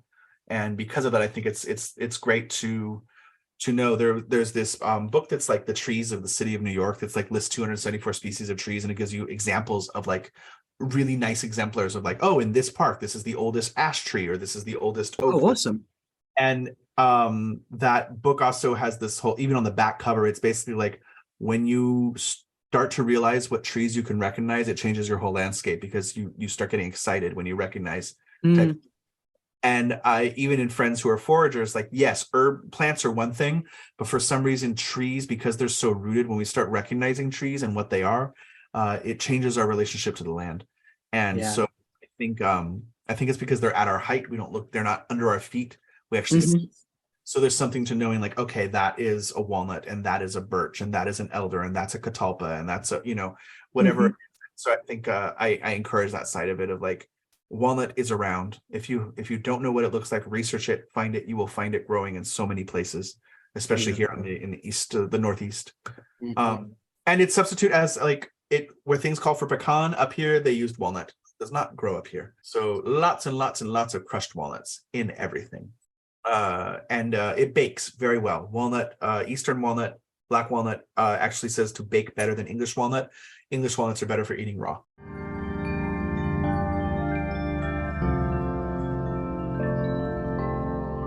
I've been enjoying going over a bunch of like, the Crystal Bible, and a bunch of a mixture of where geology turns into, more of, new thought and more modern crystal healing, just to see like what are the things that come up again and again in the language. There's talk of black tourmaline specifically being grounding, of offering protection, of stabilizing, of talking about connecting or reconnecting us to base chakras. Often actually talked about like absorbing negative energy. Sometimes that's even explicitly talked. You don't see a lot of discussion of maleficia in the Crystal Bible, but like of ill wishing and things like that. That it's got this crazy property of becoming electrically charged by rubbing it or by heating it. That this is pyroelectricity or piezo. electricity from pressure or rubbing, and that this is one of the main weird tricks that it's used for, at least during the 1700s, that the Dutch traders, speaking of the Dutch, or at least the Deutsch that sound like the Dutch to English, they used tourmaline to pull ash out of their pipes, their meerschaum pipes, and so they called it the ash puller, aschentrekker. So it has this quality of like pulling ash and things that will stain, or things that are the product of burning or of destruction. It will pull them towards itself. The name tourmaline, which obviously covers a lot more colors than just the black one, I read came from ancient Sinhalese, tourmaline, meaning a mixed color precious stone, or turamali, meaning something small from the earth, and that it belongs to a weird old family of aluminium borosilicates, which means it mixes, it does mix iron and magnesium and various other metals. So we do get it in a variety of colors. But the black really stands out. The other colors have a bit more variation in how people use them, it seems, but the black is pretty distinctly about grounding, protection, and definitely helping you avoid or deflect negative energy, but also the idea of doing that by absorbing it. So a lot of kind of parallels to a certain extent with like Nazars and other devices that don't bounce off maleficia, but absorb it, like take the bullet for you. Come up with a lot of stuff around people recommending, in contrast to Nazar stuff, where it's frequently recommended that periodically you wash them because they're, your fly filter is now full, right? The one I've heard with Nazars is mugwort infusion. I haven't read too much about people washing tourmaline, having absorbed like too much negative energy. I work with it extensively for working the virtues and spirits of Karka, the earthy, saturnine, geomantic figure of restriction, binding, isolation, but also protection.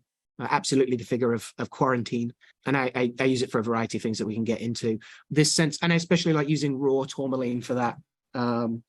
This capacity for it to abrade, but also to pull towards, that there is again this like gravity to it, and again lots of parallels with like melancholy virtues and mysteries of the gravity of the weight of heavy, cold, dark things that pull things towards it.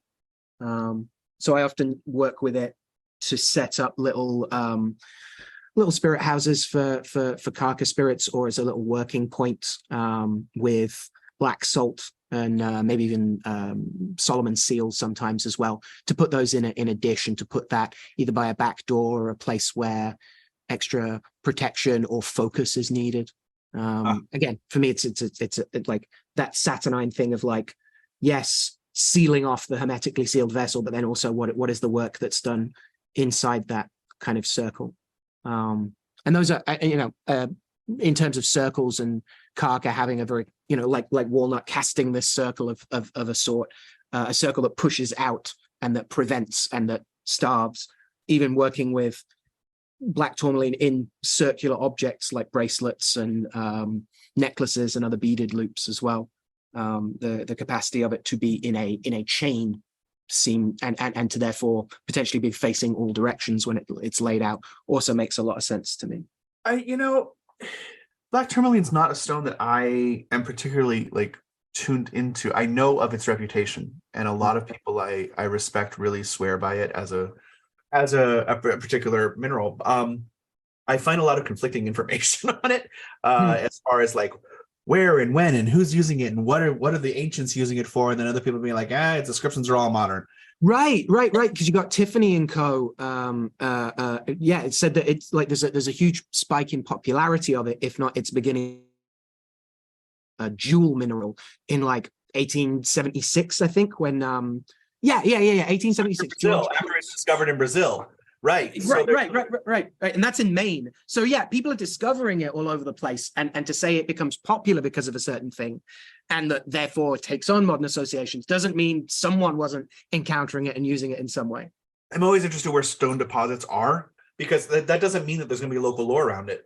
Quite the opposite. Sometimes we just don't value what's right under our nose commonly. I was watching a thing on witch bottles that Wayne Perkins did for the Last Tuesday Society this week, and he pointed out almost casually that in the places where Bellarmine jars are made, they are almost never found being used as witch bottles. It's only when we import this this rare thing from somewhere else that must be so magical. Absolutely. The stones as well as the grass are greener or blacker. Ancient sources, or at least very commonly known sources, are Afghanistan, Pakistan, Sri Lanka, Myanmar, China in general, which are all along the Silk Road. So know that it was brought in.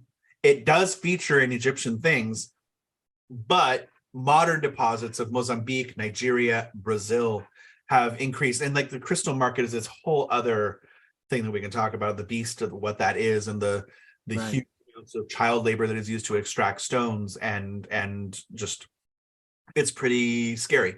But as opposed to, God forbid, most of our ancient operative magician people in the past are going to be using I found this stone at the crotch of a tree, and that's why I have it, not necessarily because it's garnet. Like those other things. This is the tool of trade and aristocracy, sure. And rarity is what makes things trade wonderfully. But of course, the warding, when you said cleansing wise, I don't see liquid washes a lot with it. The people I know who use black tourmaline tend to smudge it, saints, whatever you want to call this, with smoke. Smudging has a very negative connotation when applied to native practices. Smudging is to get rid of pests. And so it can have a certain thing, but smudge is an English vocabulary word, as is sane, which has a more positive connotation, right? Right. Often, it's very, very Scottish, yeah. Yeah, and I see a lot of people recommending things like Palo Santo, specifically. And, I love Palo Santo, but it's also endangered, and so it becomes overuse. Now it's rare, and it's kind of like when we were at the Witch Fest and Timothy Landry talking about voodoo in West Africa and the rare object trade, and that it was funny because, not funny, how peculiar and ironic perhaps it is that Western outcry against the inclusion of things like gorilla hands and pangolin scales and things like this in the market specifically made it more known that those things were higher sought. And so people started hoarding them and selling them for even higher prices, which put more demand on gorilla hands and pangolin scales. Tim, if I'm misquoting you, I apologize. But the thing that I took from that was sometimes it's better just, you don't know what the repercussions of your actions are going to be. And Western outcry against something or disgust with the practice might in fact make it worse. So the rarity factor in that way is interesting. I like that black tourmaline, brown tourmaline, which is a close relative, right, of dravite or dravite. And here we're talking about black tourmaline, which has all this lovely absorption of negativity things that, in addition to the sacred smoke kind of clearing it, I do see it rested a lot on salt. You do? Yeah. So the kind of Himalayan pink salt, it seems to pair up very strongly with that. I've seen just people I know that rest their black tourmaline jewelry over the Himalayan salt crystals, the big pink ones. Apparently, if you get it wet, it will eat away at the tourmaline. It's not good for the tourmaline. Okay. To be on the salt. Again, this is all word of mouth. I don't have a lot of New Agey crystal books as much as I feel like I should. So, which is funny because I know some really great authors in the current magical community who are crystal people. I just forget to buy their books. I apologize. No, that's fascinating. I that's what I do. I change out the black salt in it periodically and maybe scatter that or take that places or use that for things. But that was just from divination and asking those spirits how I could do this. I'd never encountered anyone else doing that. That's awesome. Yeah, I think the other side is because it's fragile, right? Yeah. It's hard to use in jewelry because you don't even find it faceted a lot. You find it very raw a lot. Just because it's fragile, and that fragility doesn't lend well to the things we would normally use it for. So if you have a ring, it often looks like a giant weird shard of glass, sticking out of it. It's fun for that kind of raw edge gem that's very popular. Yeah, it looks old. Yeah, it does. And it looks like a weird form of jet, which I always wondered too. When I first saw it when I was younger, I always thought it was jet. Just because I didn't. Yeah, and it's not as heavy as other again, because that fragility, it's not as heavy as other like, you know, obsidians or things like that. And even that has a you know, a dragon glass quality too. But like onyx or something, it's not quite as light as, oh my god, is it even in my hand jet? But it's not dissimilar. Yeah, it is. It's, although it's fragile, it is still durable for every, you know, it's not going to break easily. It's just not anywhere near some of the harder gems that we do use in you know, conspicuous consumption. So yeah, I don't have a lot with black tourmaline. I just thought it was an interesting one because of the you know, walnut is both protective but pushes things away, and black tourmaline actually invites in and uses the black absorption power in some way to like negate, transform, perhaps transmute negativity, and doesn't seem to trap it so much as actually credit with transmuting it, which is fascinating. I've not seen this by anyone I trust personally. That doesn't mean that I mistrust people. It's just that I don't know their sources of equating black tourmaline with the current dress of the Kaaba, being dressed in black, because the Kaaba has not always been dressed in black. But I've seen kind of like, it's just as the Kaaba transforms prayer and represents the heavenly Kaaba that's above it, that of God, that the black tourmaline is similarly, the things swirl around it and circumambulate it in order that they might be transformed similarly. I like the metaphor of this, which is why I mention it. Not to say that this is ancient Muslim wisdom, but yeah. So yay, black tourmaline. I have found it just the other day in a Brazilian post saying it belonged to Pombagira Rosa Caveira. And I was like, I mean, sure, why not? I maybe didn't see that post, but it was a Brazilian post about like the stones of Eshu, and was going over smoky quartz, which I've seen used, but I wasn't aware of it having like a specific modality for use with Eshu of Kimbanda. It depends on some of the houses now and some of what's coming out. I mean, Instagram's really fun to see what people are promoting as information on a purely investigatory and like, you know, historiography. Oh my God, whatever. Historiographical. Yeah, exactly. Getting a survey of what the stories people are telling are. Yeah, there's certainly ones that are coming out more like almost like it feels like trading cards again in some ways, of like specifically, and here's her colors of candles, and here's her colors, here's what she wears, and here's what she likes, and all those types of spirit catalog things are fun. It's just some of them are so at odds with literature from the 60s and 70s, or even those that I know from houses of like past. So it's interesting to see again. Everybody's mileage is going to vary, and all of that is one of those things that, like, ultimately, if the spirit says it likes that thing, who am I the fuck to judge, you know? Exactly. Yeah. One spirit likes that goes by that name does not mean another spirit by that name will like that. So it's all the more important reason to understand how spirits work in general. That, like, you know, although it says you may invoke Beleth, and yes, a silver ring might be in your hand, and Beleth may be like, thank you for that, because I know that you did your research, but maybe I would prefer a diamond ring. Thank you. Matter if it's silver, but like diamond is more important in your culture. I want diamond. Like, that would happen, and it would not be out of the realm of ordinary. The other thing that you would want to do, I'm just saying as a practical thing, is that if you do not have a fail-safe check and you do not work with the spirit all the time, don't just do everything because they say it, because maybe give them diamond. Now that I'm not to single you out, Beleth, I have no experience like this is all hypothetical. Is going to be the thing that allows them to get one up advantage on you. Which might lead us into our next discussion, because you had mentioned a quote from somewhere about spirits, or this Congress being about things that you do in isolation. Yeah. It cropped up for discussion of seclusion and exile as a kind of, another potentially long walk on a short tangent. Yeah, I was listening to a podcast. It might have been Douglas with What Magic Is This? It might have been Alex at Glitchball, but it was interviewing Craig and Frata Acker about their new book, and the artist Jose as well. And they were talking about in a wider discussion of magician, and specifically like their model of like a goetic magician being an outsider, being a stranger in familiar places, being familiar in strange places, and this idea of like when we are part of society and when we're not came up, and there was this big emphasis on ritual as solitary, as like spirit work is done if not best, but or at least mostly with as few other humans distracting you as possible. And certainly there's all sorts of recommendations across the Grimoire corpus and even the archaic Goetia evidence that we have of recommendations this stuff in lonely and unvisited places or ruins or woods where you will not be disturbed. And so this idea around like, when are we alone with the spirits and when are we, engaged in the world, but not engaged of the world, but not in the world, but not of the world, or whichever way around that. Yeah, whichever way around that goes.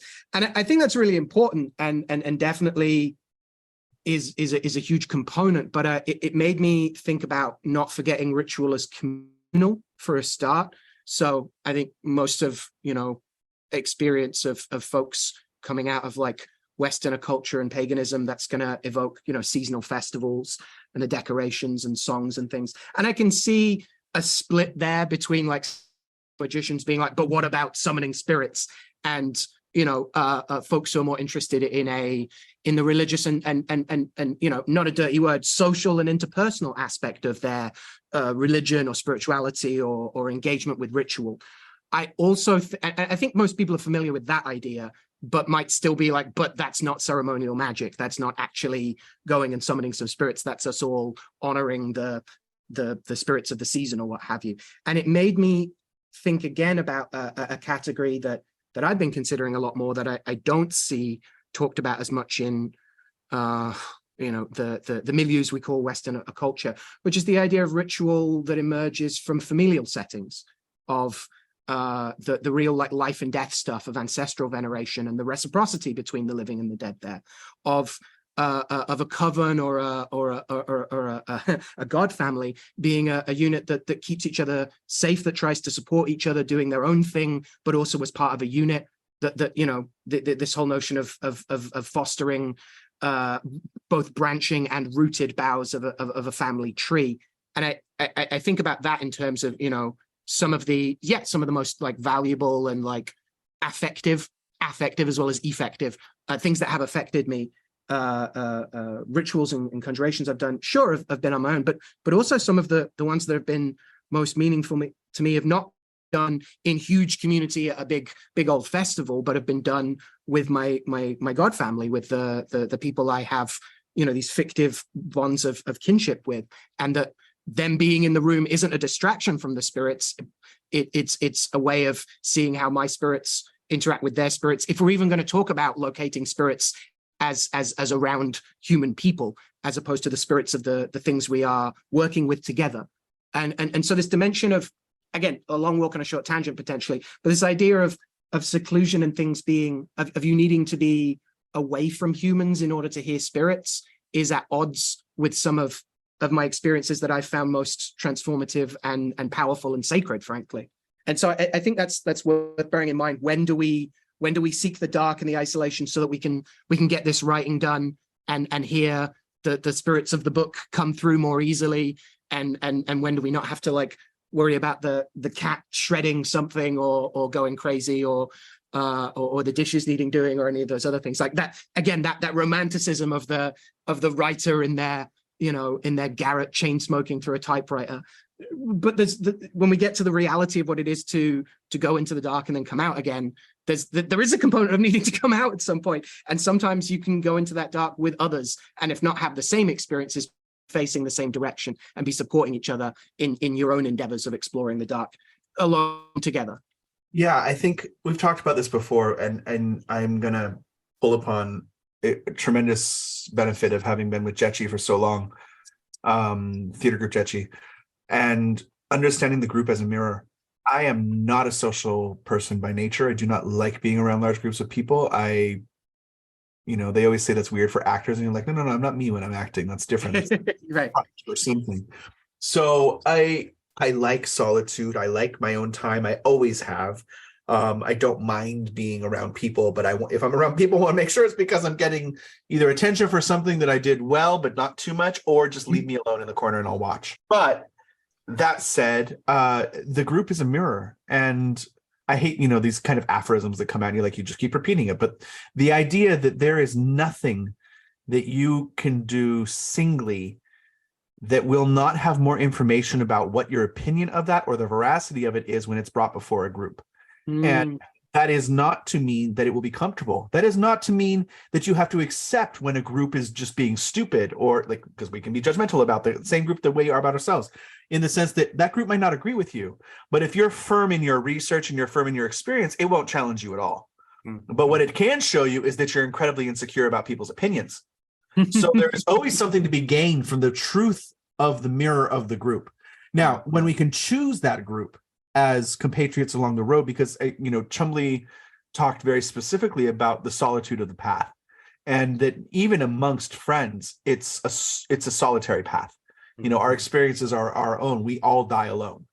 However, there is something to the probation, the proving, aprobar, of the testing the metal of your convictions, so that this is how unverified personal gnosis becomes more verified, right? This is how we can say, oh my God, like you're saying you have no concept of the salt and stuff, but like there's things align. You're like, that's gratifying. Yes, it's bias fulfillment. At the same time, so is language, is literally agreed upon bias fulfillment of like, we agree that this word means something. And that, I now have a new word for this thing. So I think that there is something, and again, I don't know the original context of the quote, but I think there's something interesting there in exploring all of our topics of Walnut pushes things away and Tourmaline invites in. And there's that need of the Saturnine and the Jupiterian kind of both in there, right? Because it's funny, if Saturn is restriction, Saturn actually gathers things in, right? Like the circumscription of delineation of boundary means that it encloses something too, not just puts it on the limits. And similarly, Jupiterian, although it's expansive, expansion is pushing away from the center. So it's interesting, the very common opposition between those two forces that then by their nature, father and son have to contain their own lineage somehow, backwards and forwards. And I think about Aphrodite being born from Saturn's sac. So there's a lot there. I think about, again, returning to group as mirror, that a small group of people that you trust, again, that can hold you accountable, that you can do things with, that type of thing with spirit interaction, I have found less advocated for in the ceremonial magic community than I have in, say, the witchcraft community, where small covens tend to work out better than large ones, because there's several things being done. Communal celebrations of seasonal cycles are about communitas and about alignment with a natural timeline, not necessarily about other works. And as we've discussed before, when there's large pagan events, large events of any sort, the number one thing people want is communitas. There are people that go to conventions solely so they can get laid, and that's fine. Good for you. Have fun. That's awesome. It's very hard to do, 202, 303, 404 studies when everyone's barely agreeing on the 101 as the groundwork for what is actually about having a community that you feel isolated. And so, I don't know, I think it's extremely complex. I am reminded of the Castaneda, problematic as he is, of like Don Juan saying that you had to move away from everybody and everything that ever knew you if you're going to become a good sorcerer. And I don't know if that's necessarily true, but it is, a prophet in their own house is not recognized. And so all of those things come into mind for me. And what is it also, I want to make sure, because it also speaks to our other discussion we've had about how do you know what's talking to is what's talking to you? Just because you mentioned a bunch of names of God? Right. Just because you may have done 38 out of the 40 days of fasting that was recommended, because you have completed the Abramelin working and feel like you have knowledge of your HGA from 20 years ago, and so now you never have to do the things again, as opposed to developing a proficiency whereby you would do those rituals in a much faster frame of mind, or at least even mentally be able to do what used to take 4 hours physically is now 20 minutes of mental prep work. And other times you still go back and do those things. We see this within practices we know very intimately, very well, of like sometimes rituals call for a lot and sometimes they don't. And you know what changes that is trusted divination and a community that you can call on that's outside yourself and say, hey, I've got to do these 20 things, but 12 of them I can pass off to you guys. Can you do these while I do these other 8 things, please? And then it's like, okay, So I didn't necessarily hear an admonition against community or group in that statement necessarily, so much as that ultimately you are responsible for your spirit interaction, like unless of course there's rapture and abduction and things like that, haunting, obsession. So yeah, scratch what I just said. But that perhaps it is that ultimately we die alone, that ultimately each of us spirit alone, even when in group, that we can't trust that what we're seeing and hearing is necessarily part and parcel of what everybody else is seeing and hearing, and we can compare notes afterwards. But that is the benefit of the group, or the lack of benefit, of singularity, of isolation. Yeah, and I think it points out that the notion of unverified personal gnosis, is done in isolation as well. That these gnoses are not only verified by proper and trusted divination, but also by their use by yourself and by others. Right? It's not the hardest thing in the world to sit in front of a sigil and pull out all of the potential things that the spirit might want or be moved by, or to curry favor with it by giving it a bunch of offerings or so on. But likewise, if we can see a part of it, if we're going by the blind men feeling up the elephant, then that's a piece that can be shared, and something that's helpful for other people can still emerge from your practice with care and attention, as long as we are aware that all spirit interaction is bespoke. Yeah, absolutely. I mean, the threat of ostracization to the same people that would have been Goes in the past is real, right? I'm reminded of Time Enough for Love, the Heinlein quote. There's the longer part, right? A human being should be able to, change a diet? Do all the things, navigate a ship, take orders, give orders. Yeah. It's one of my dad's favorite quotes. It ends up in specialization is for insects. Yes. That, again, and we've talked about this with traditional Kabbalah, of you have to be a certain age, have a family, have a trade already established, so that you have a family that supports your study of the esoteric, so that the labors are being done. Because past the aristocracy of, well, it is my job to study this because of those weird pseudo-Brahmin-like features of an magic community that was the literate community. Weird thing of well, my needs are taken care of because I have servants. In the modern era, we're still living pretty goddamn good. And magic is especially when we're talking about ceremonial magic, is still considered upper, it's not the magic, it's not the folk magic. And there's a lot of condemnation and even disputing between those streams that might use the same exact spirits in a slightly non-orthodox way. They break from the orthopraxy of the grimoires, and those that are no, you must do it this way, and this is the only pure way, and all else is demons if not. And it was everything's demons. But anyway, I like the grayness. I like the thing that itches in the back of my brain. It's my brain has its own uvula that's tickled. Vibrates gently when you scream good. Yeah. Well, yeah, that's the other side of exile, right? Is when we bear in mind that some ritual is done with with some of your most trusted compatriots, the idea of exile is removal, not just from land, but from people, from your culture, from your identity, from the points of power in that landscape. That's terrifying, potentially. And that's the other side of what is imposed versus what we take on ourselves. And thinking about seclusion as a form of magic specifically, I think we need to think about both the chronic or the ongoing seclusion of, say, moving to the middle of the woods indefinitely, right, of not having an exit strategy, versus acute or temporary seclusions, which could be the equivalent of a survival challenge, rather than just moving to the woods, being dropped off in an unknown location with nothing but a toothbrush and a change of underwear, and having to find your way back from somewhere. Or I was thinking in terms of the operative value or virtue or efficacy of acute or temporary seclusions, the seclusion of the about to be initiated, right? Of either before it or during it, in a period of reflection, or of just having or having to getting to have a period of all those like fasting for 40 days before the ritual of wearing simple clothes, of avoiding swearing and anything that's too bright or will make you excitable. These are all versions of a seclusion of not necessarily the initiate going through the thing, but being about to go through the thing. But that is also part of the thing. I think of the way that when you finish a PhD program, at least in the University of Bristol that I did, you are even once you've finished your viva, even when you've defended the thesis, even when the university has said yes, this has passed, yes, you are a graduand. You are not a graduate. You're only a graduate when you have been handed the charter to a certain extent and the hands have been laid on.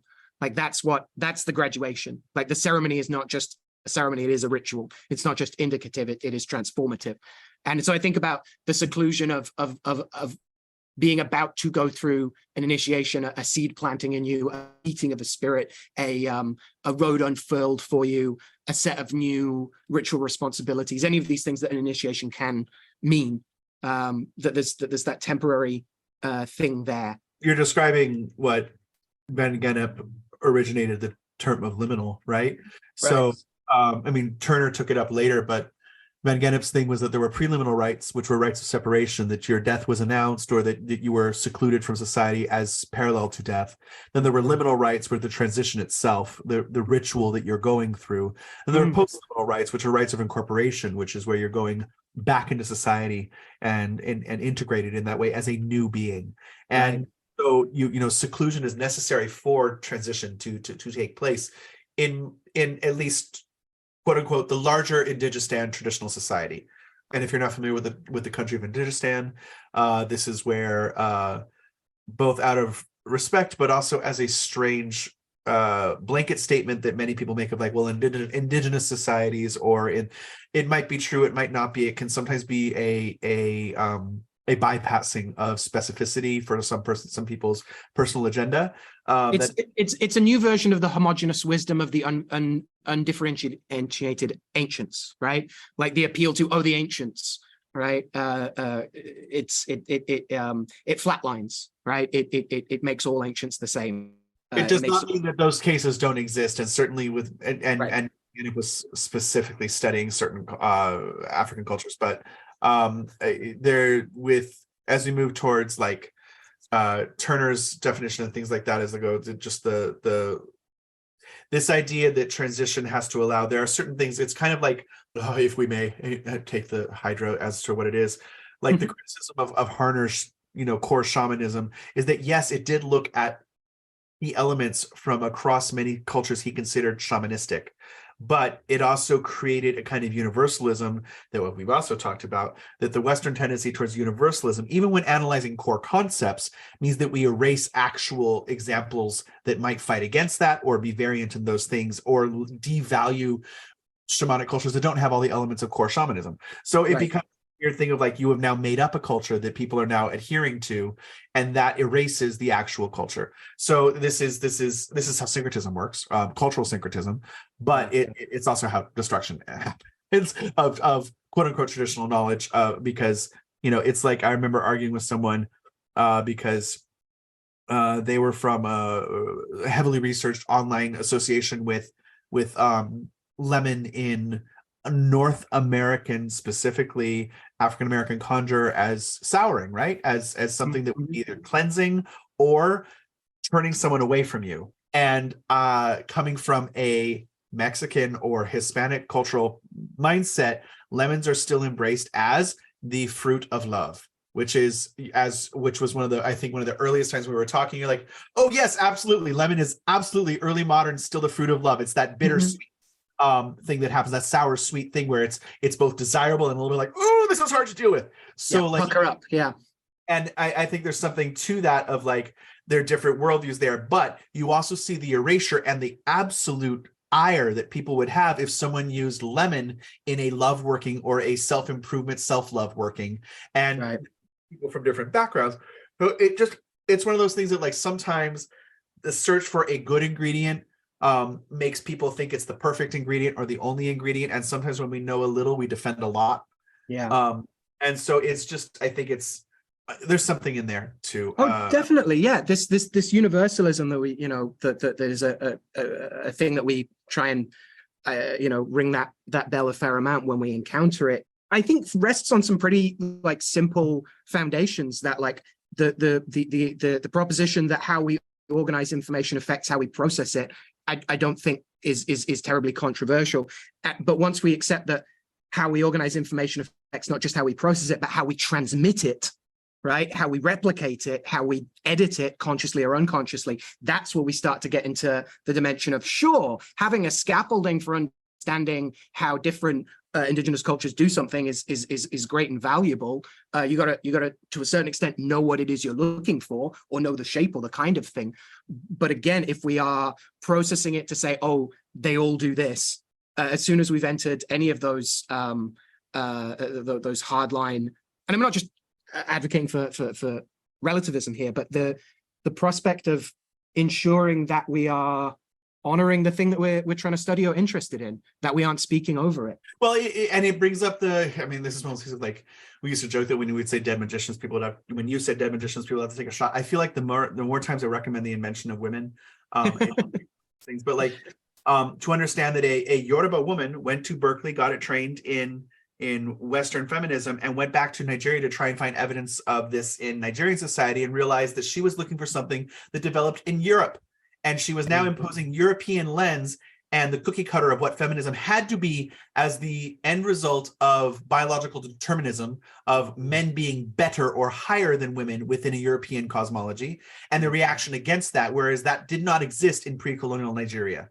And so she was erasing her own people's alternative to, and perhaps a way to look at it and go, if we look at pre-colonial Yoruba, there are actually alternatives to a world where women were less than men. And we can see structures that developed apart from that now could inform and complicate and generate new alternatives, as opposed to erase those alternatives because we're looking for the Western specific measurement of those things. Right. And anyway, a lot of things happen there. So seclusion, this is one of the things of like the benefit of the mirror of like, if you go back and other people might point out things that you did not notice. Yes. Or help you, save you from yourself, or, as we use in Kimbanda for some lines of like the concept of the mayoral, not just being the most powerful issue, but the thing that pulls us back to ourself, to provide a head to a situation that does not have a head, to keep one's head, to keep the head cool, to make decisions, to realize that agency is about the future, not just the satisfaction of the now. And those types of things come into play, I think, with seclusion of like, I don't want to be around people versus I need to collect myself and be not distracted, are two different things from what are you, what is the line from Sound of Music that I'm going to misquote and people will yell at me, but you can't run to the Abbey to hide, Maria. This is not where things are going to, this is not a place to hide. So, and we can see that even in our saints, perhaps, of her running from her own past, or at least trying to repent, and then choosing to live apart from all the men in the world and be like, fuck the rest of the world. Oh, my aunt and best friend Judith is in the stall next to me. Wonderful. So all of that is fascinating. I think this concept of exile is doubly fascinating because exile is a forced seclusion. And we see this with the expulsion from the garden as a model. Right. And I think one of the things I was going to mention too, I think one of the things that's hard when we're looking at things and trying to codify what's right, what's wrong, is that somehow I think that there's an impact of the way that we, this pedagogy in the West that is still rooted in the Abrahamic faith that does not allow for an alternative. Right. That like, if there's only one true religion type of concept, and there are others that are close to ours, so they're more right than the people who are not close to ours. And that is, it embeds itself so that when we're learning and we learn a good exemplar, that we erase all possible exemplars until we know better. Yeah, it's a very demonological hangover, right? Looking at early exorcism and the invention of saying not just those people are crazy for worshiping their gods that way, to saying those aren't gods, those are demons, like that distinct, pretty Christian invention. And as that is absolutely a demonological hangover of like Western colonialism, that like it still is looking for God's truth, but even and especially a God of science. Exile, I also think heavily of Cain, right? Because exile is punitive. That's its general flavor. You can self-impose exile, certainly, but this is not usually called, or he went into exile as opposed to was exiled. Both exist, but it's punitive, whether self-inflicted or somebody else inflicting. Yeah, and even going into exile is usually as the result of like fleeing, laying low, or like being at least perceived or accused of doing something wrong. Otherwise, I'm not going to say anything else is a sabbatical, but like, I feel like I'm not sure you can voluntarily self-exile. I'm not sure about that one. Well, I think of like, I have seen exile be the end result of another period of privation within magical communities, right? Like someone is said, hey, you need to take a year off and study, almost like a Rumspringa. Okay, yeah. Of like, you're not in part with the community. You need to see if this is what you want. Yeah. Almost like how, oh God, I'll also reveal that I fell in love with Grey's Anatomy during my Yawo year 16, 17 years ago, because I needed to watch a lot of TV. So there were 3 seasons and I started, and unfortunately I have to follow things until they end. We'll talk about my dissatisfaction with the last few seasons another time, or the fact that I have both no shame and secret shame about watching Grey's Anatomy so heavily. However, episode where a couple was going through couples therapy, and the couples therapist said, you're still cohabitating, but I want you to not speak to each other unless it's absolutely necessary at work or for the safety of yourselves or your child in your home. So it was 30 days, do not speak to each other, and see what comes up. And one of the things that happened with that is that the person who was going crazy, who thought that they didn't want to be with the other person, over the course of that 30 days, they switched places. The person who thought they couldn't live without that other person ended up feeling that they actually didn't need them, and they didn't realize that. And the other person who thought they were, might need a divorce or might need to split was like, I can't live without you, and I really want to be with you. Yeah. And I think that there's something to the power of seclusion or self-imposed exile, if you will, in that way of like, let me take a break. Yeah. Let me see and collect myself and make sure I have less impressions from everything else. I think of the trials of the Yawo year in Lukumi, of the first intensity of the first 3 months, and then the rest of the year of like, you are in seclusion from the rest of society. You're an anchorite. We live in a modern world where you still have to have a job and everything, but you don't go out. You don't make new friends. You're not like out at night. You're not out partying. You're not touching people. You're barely doing anything, quote unquote, fun. You get to be bored a lot. For me, that was World of Warcraft and apparently Grey's Anatomy, which my godmother, by the way, radical Black Panther, young lord, amazing woman that she is still on World of Warcraft every day. Oh yeah, her guild does all sorts. She goes fishing. They've got like I think she's talking about doing a book sharing thing with a bunch of the guild members who have kids and stuff. Yeah. So she's always disappointed when I'm not on World. I was like, I haven't been on World of Warcraft in 14 years, Madalena, but it is what it is. Anyway, the self-imposed seclusion that can come here, it's a post-liminal, right? That before you're fully integrated into society, there's still a period of seclusion. And this is to, in my opinion, and in a collective way, is to kind of cushion what was done to you, right? So that it's not quite like a baby when it's born into the world. You don't just like let it walk onto it can't. But you don't put it on the sidewalk and be like, hey, everybody, here's a baby. You raise a kid for a few years. And here you have a self-raising because you're an adult, or there are people taking care of you. Saying adult as opposed to adult is such an interesting thing, the emphasis. So I just think there's something interesting about the nature of seclusion and exile, ostracization, this notion that brings up the kind of, there is no such thing as individual crime in a Congolese framework that Fukia of like, there are always signs that something is going wrong. And if the community did not address them soon enough, then the person will act out. And it is the community that then, whether or not that person is still a part of that community, because ostracization is always a possibility, that you are no longer of benefit to this community. You do not want benefit. You only want benefit from this community without providing benefit to the community. And so therefore the benefits of the community are no longer yours to share in. And I understand that. Wonderful. That's an important part of consideration, to understand that just because there's no individual crime is to understand, or the responsibility is not solely individual, is not to understand that there's not repercussions for your actions. Right. It's just that the community must understand the repercussions are equally shared in some form, or at least equal experienced collectively, if not equally, let's say. Right. And that is its own fascinating thing there with seclusion and privation and everything that's going on there. The period of fasting that takes place before you're engaging with spirits in this way, that fighting some abandoned spaces you talk about, of like a building or a room with a balcony, or all these other things that have been talked about. Jesus secluding himself on the second floor for the Last Supper, that like in a building, and the upper room, and all these other things of like going away with the people you trust. So yeah, and even though no one's going to betray you, that might be a Salome or a Judas. You never know.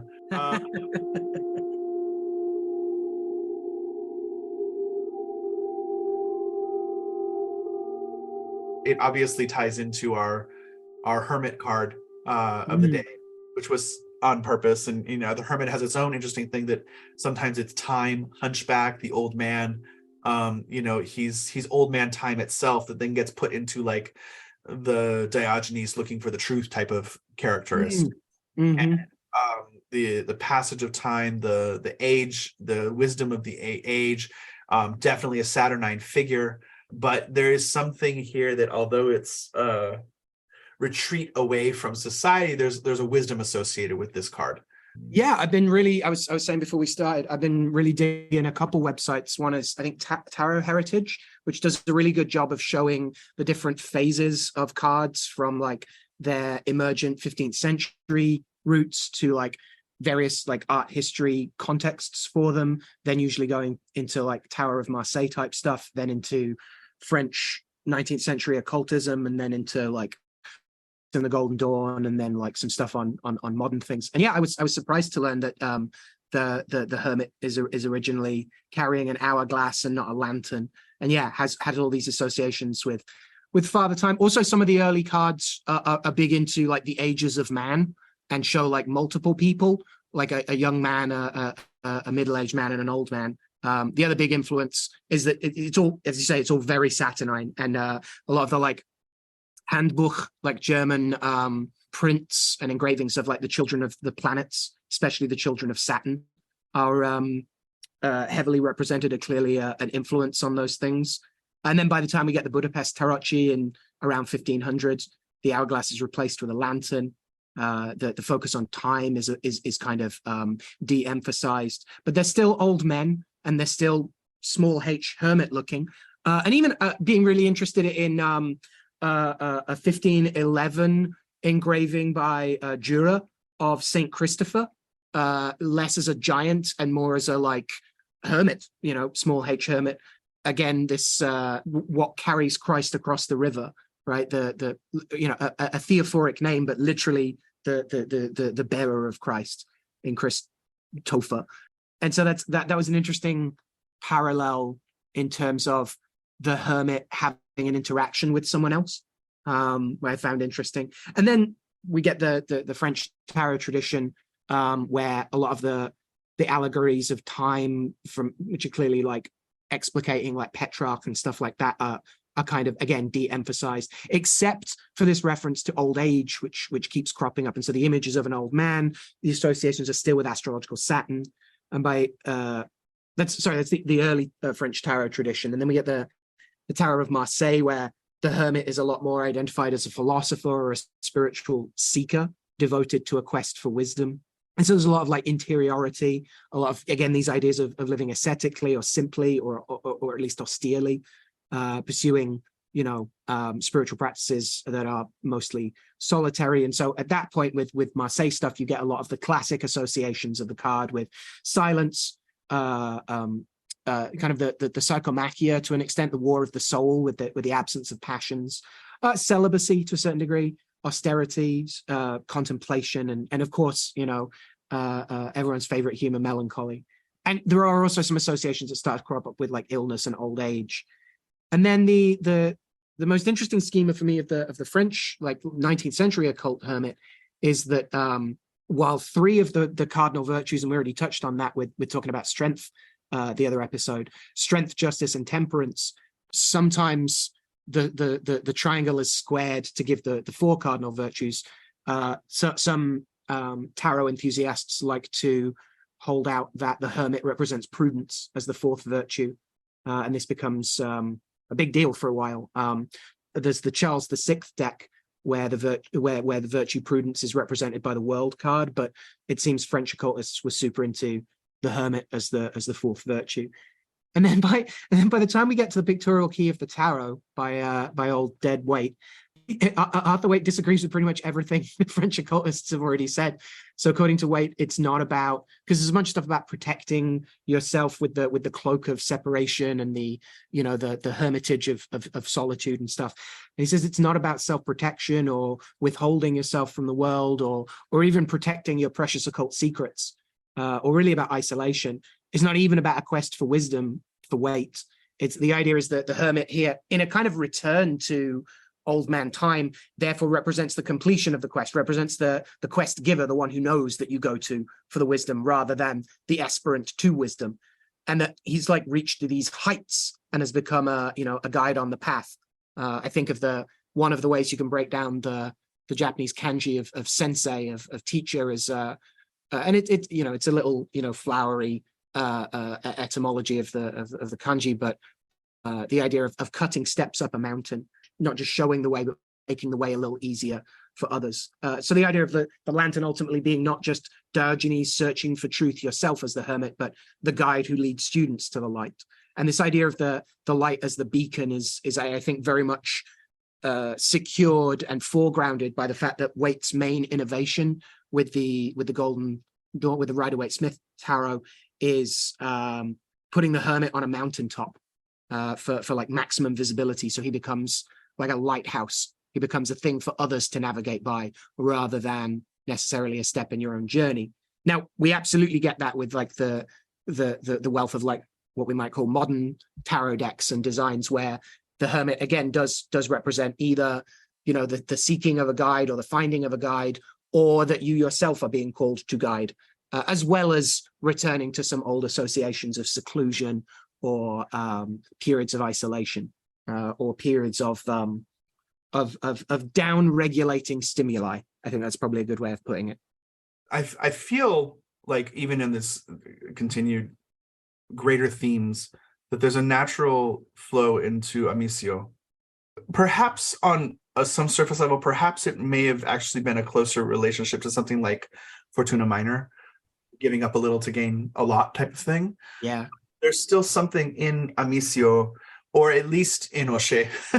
And Amissio is interesting because Amissio tends to differ from O'Shea a little bit more than some of the other homo-formic pairings. Yeah.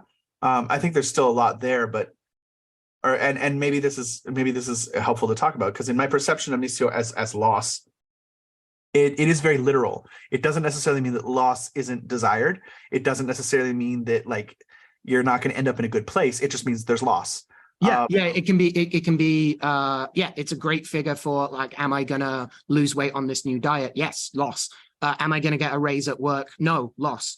The classic one that it's good for is finding it in the sixth over medical or things that are affecting your health, that it represents the loss of that disease, that illness, that malady, that dyscrasia, that bad mixture. Yeah. So it is pretty damn a lot of the time, as well as having this strange admixture of being earthy by many, maybe not all, but many schema of finding elemental quartets in the 16 geomantic figures.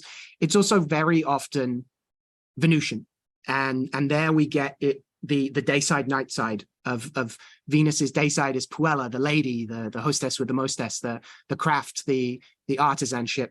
Amissio is Venus by night, Venus after a bad breakup. She's still romantic, and still gonna find new love, but it's where love is not just a beautiful artisan, but is a feeling of loss as well. And from that, like the mixture of it being a figure that is about melancholy, that's about love sickness, that's about heart sickness, that's about confidence, that's about how we feel about our own feelings, that it is very much the figure of ultimately what privates are made public.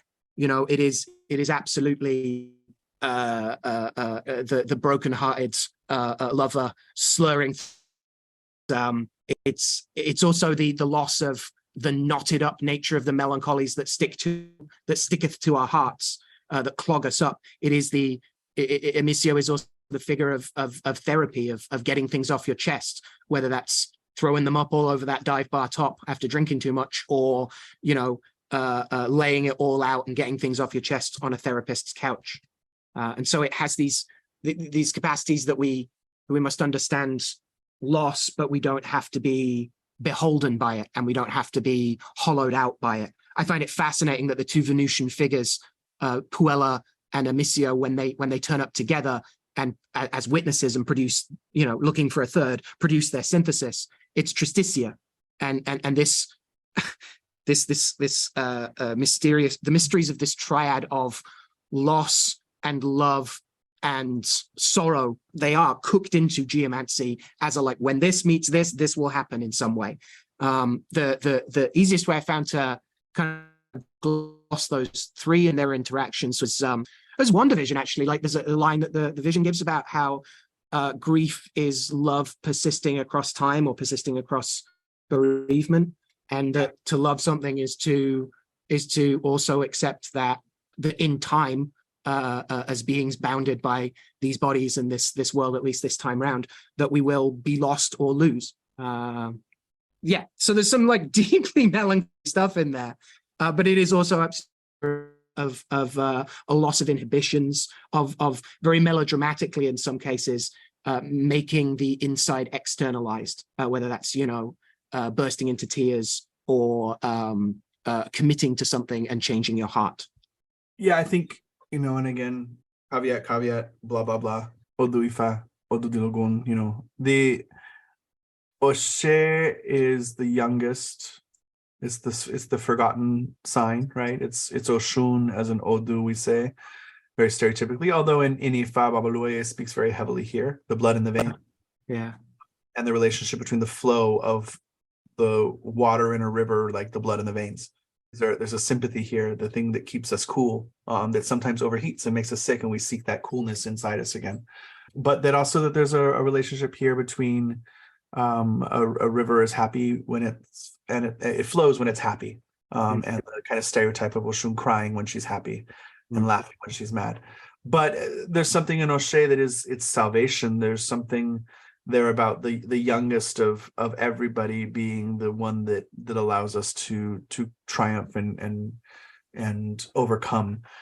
I remember, I think it was Fatumbi that wrote at one point, maybe his Ori book or something. He was summarizing the Odu, and like he talked about, and again, this is not something everybody agrees with. It's just interesting food for thought of Ofum being the ability of the gods to answer our prayers, and Oshe being our crying out to the gods to answer our prayers. So you see things here, like so much the desire of like, how do I plead? And Oshe is the pleading. Oshe is the emotions. Oshe is the thing that causes you to act, because they're flowing so much you cannot control their outpouring.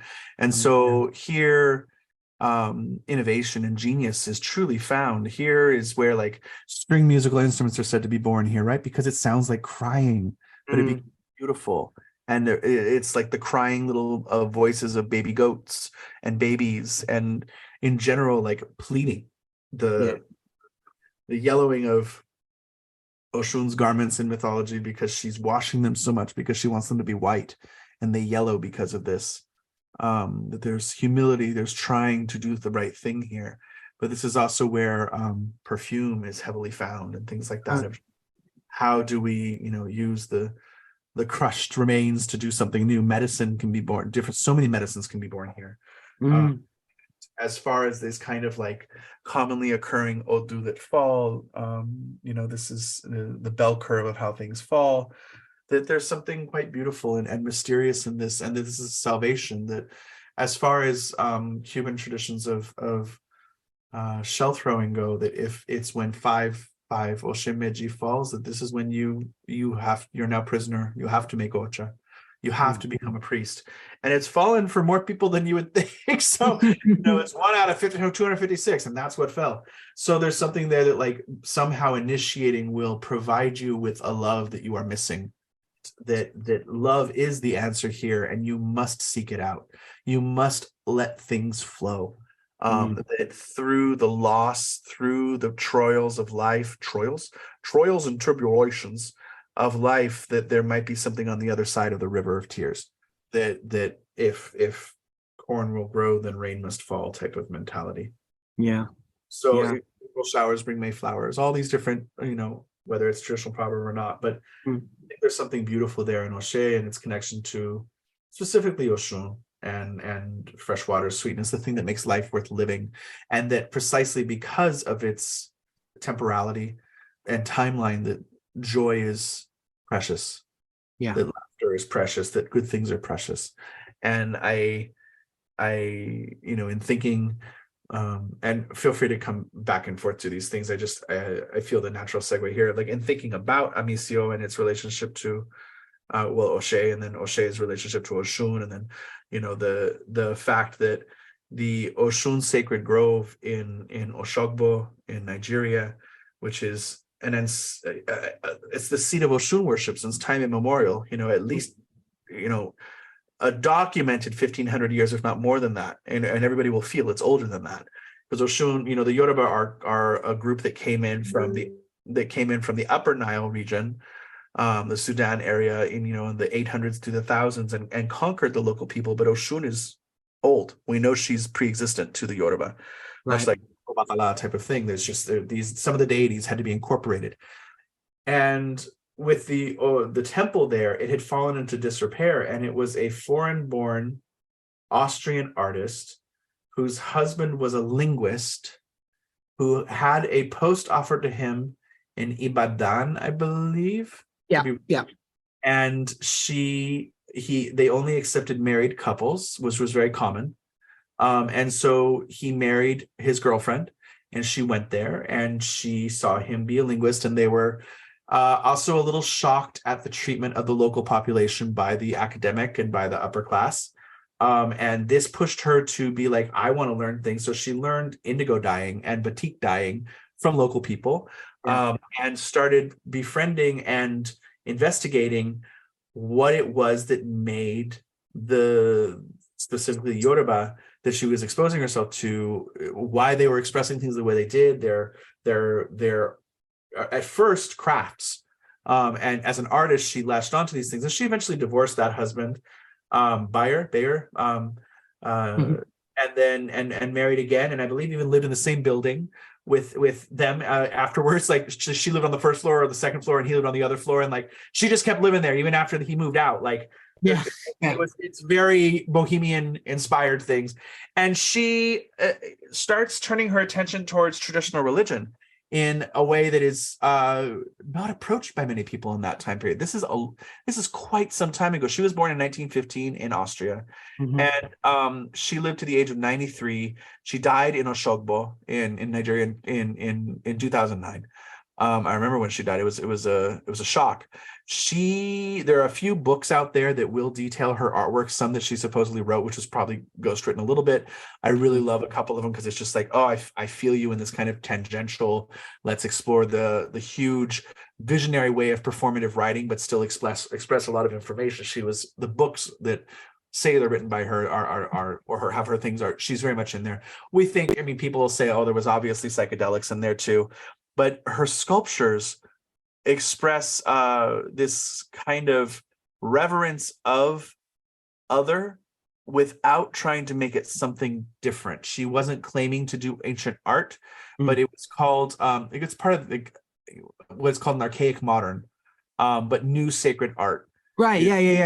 The archaic modern art school, right? It gets called sometimes, right? Yeah. So she goes and she left her next husband, and she goes to Oshogbo, and while living in town she gets interested in the shrines that are dedicated to the Orisha. But as evidenced by both Muslim and Christian influence, like these traditional religions are not as commonly celebrated, and Isheshe, the traditional Orisha religions, are in very simple form. They're not huge demanding things. It's a tree, it's a corner of the property, it's not necessarily giant temples, but there was this Oshun sacred grove that was known, that is supposedly where Oshun made a deal with the king and promised to protect him and the people, because the Oshun River flows. Oshun is a river goddess, and it flows through the town. And she was in turn initiated to Oshun, to Obatala, to who we would call Babaluaye, known as Shapona, and to Ogboni, the Wisdom Society. And she was given the chieftaincy title of Aduni Orisha.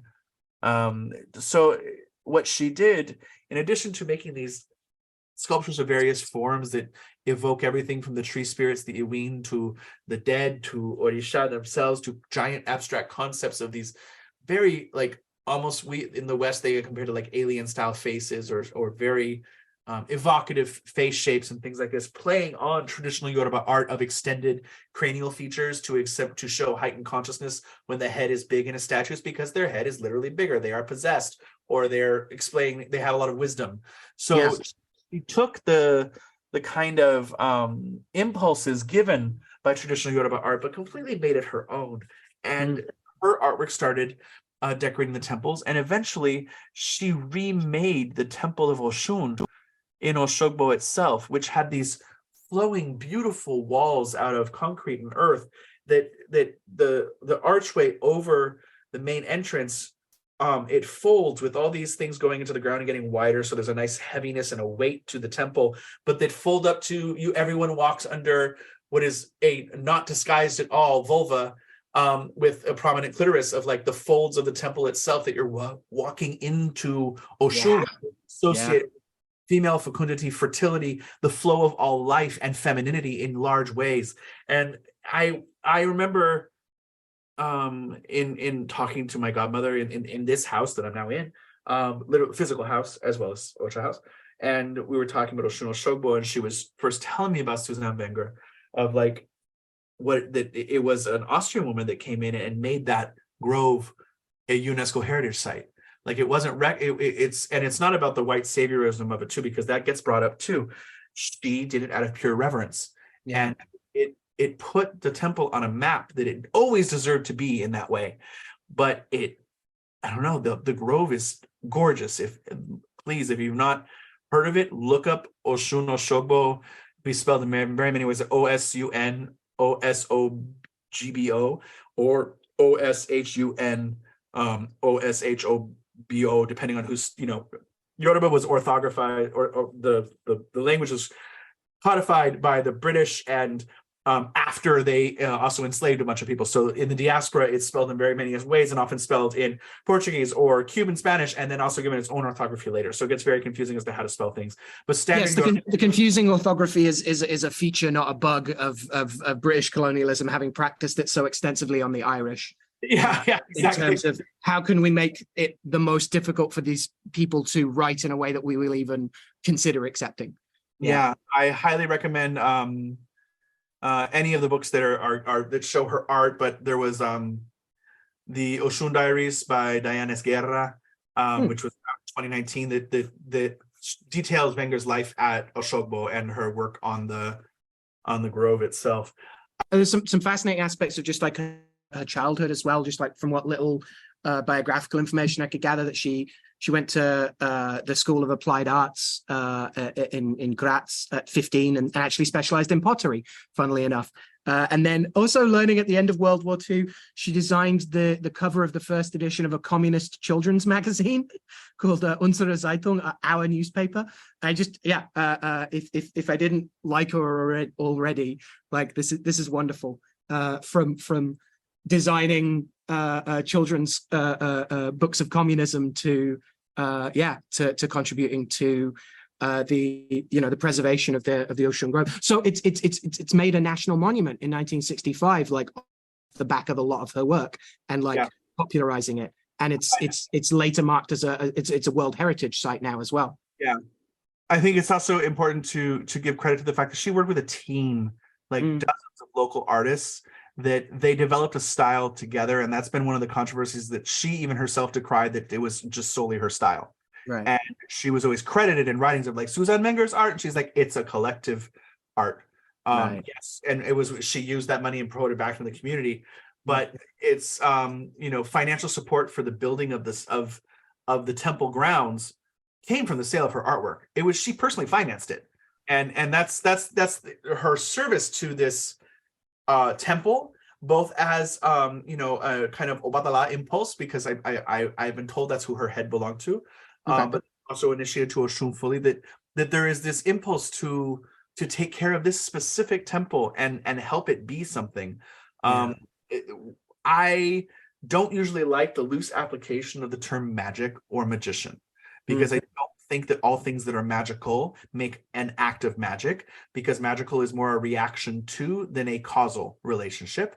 Something can be magical in my reaction as opposed to I intended it to be magical from the beginning. And so I think it's dangerous, difficult, gray area. Is Susan Wenger a true magician? I will really advocate and argue that the way she approached art was absolutely magical, that she was definitely trying to tap into living traditions, learn at the feet of people who were more immersed than her, and give back and sustain a temple in a way that I think few people will ever experience or have any conception of what goes into.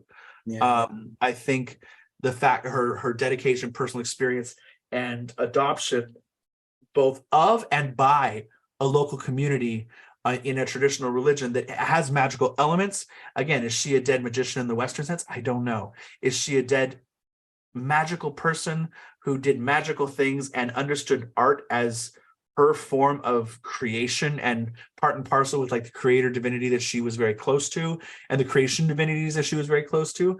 She made images that people to this day will forever associate with Oshun and traditional Orisha religion. This and again, not imposing that in any kind of romanticized outsider way, but by becoming involved, by not just seeking to join, but helping co-build a community. Yeah, I do not claim to be an expert on her. I am going off of the few books I've read and an adoration, a deep appreciation for her and a certain feeling of kinship, just because of how she talked about her own work, and her artwork itself moves me. Some of it is colossal in size, and we're talking about buildings themselves, right? So there's something just hugely there. You can look at her AOT-AOF.org, and the Orisha, Adunio Orisha Trust, the Oshun Foundation, is there. You can look at how these are. There's still more publications will continue to come out, where she did not like a lot of public attention. She wanted everything put back onto the temple and to the community. She was much beloved because of this. And I don't think I can, you can tell I have an affection for her. I don't think I can do her justice. It's hard because it's, as much as I love her, I can't describe her artwork to you in any meaningful way. Like her standalone sculptures, they are truly otherworldly. They are as archetypal for me in my understanding of how spirits might look or be made manifest in our world of matter as Geiger or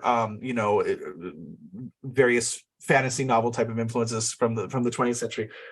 Her things look, I mentioned Highline earlier, they have that kind of like Starship Trooper alien insectoid right, say, and I don't mean that in a derogatory way.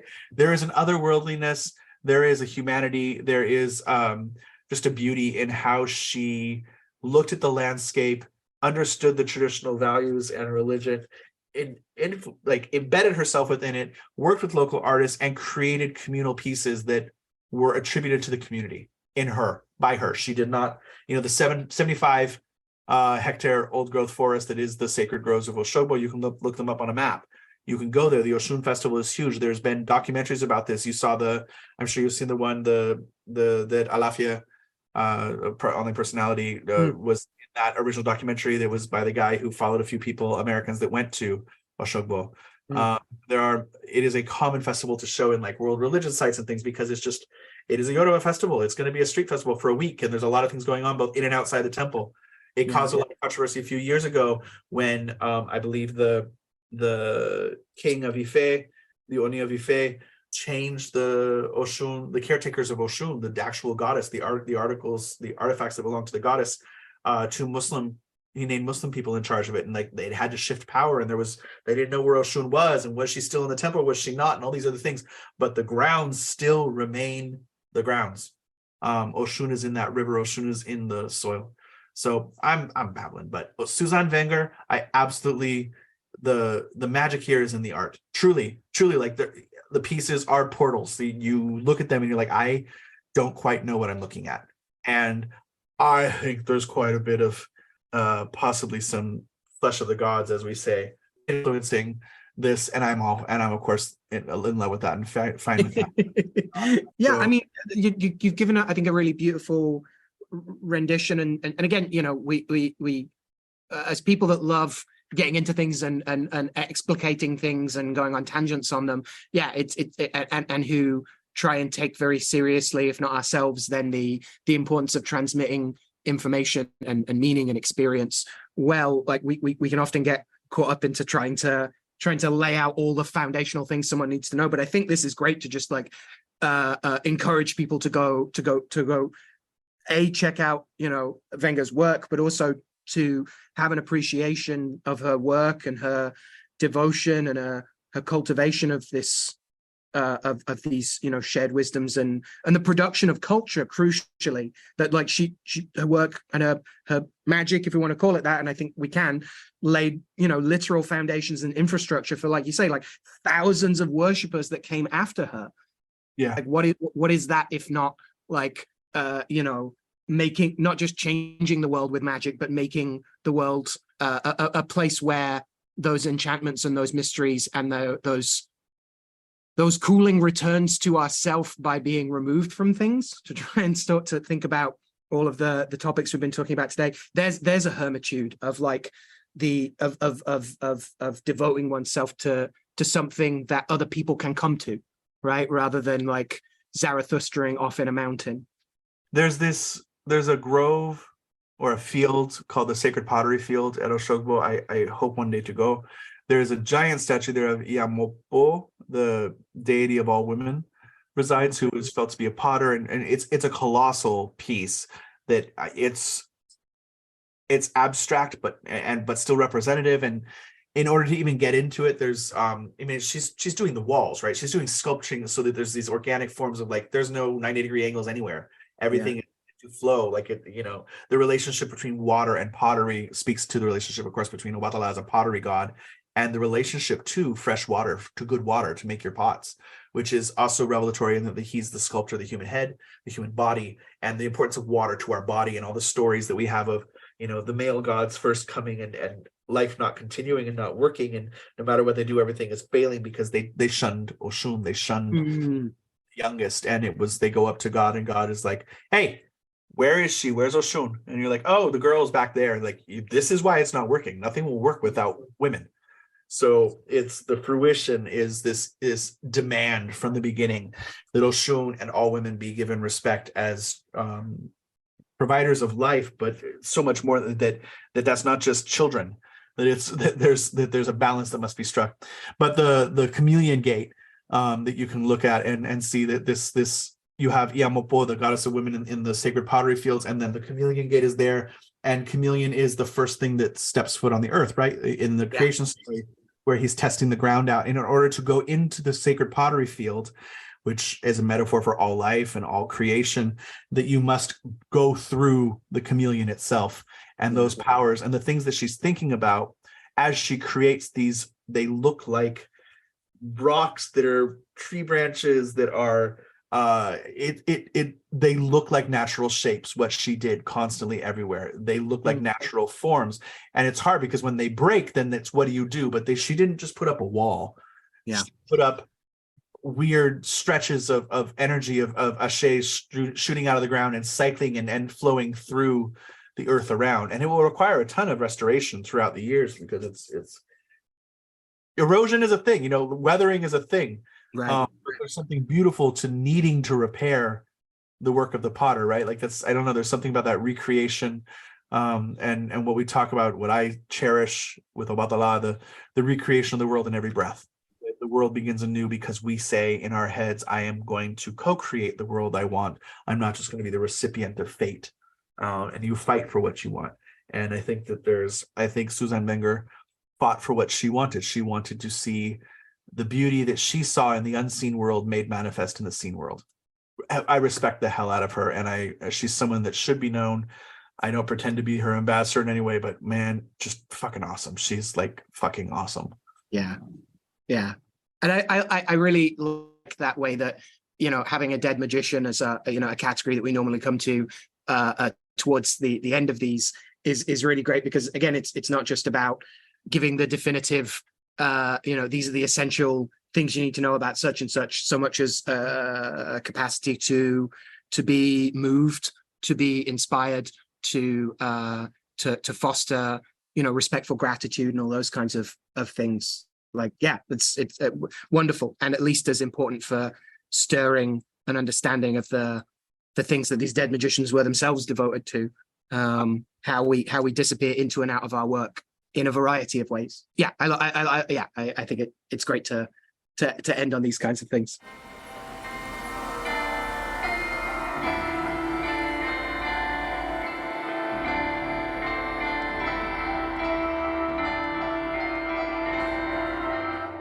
I think we tapped everything. Yeah, we sure did. Yeah.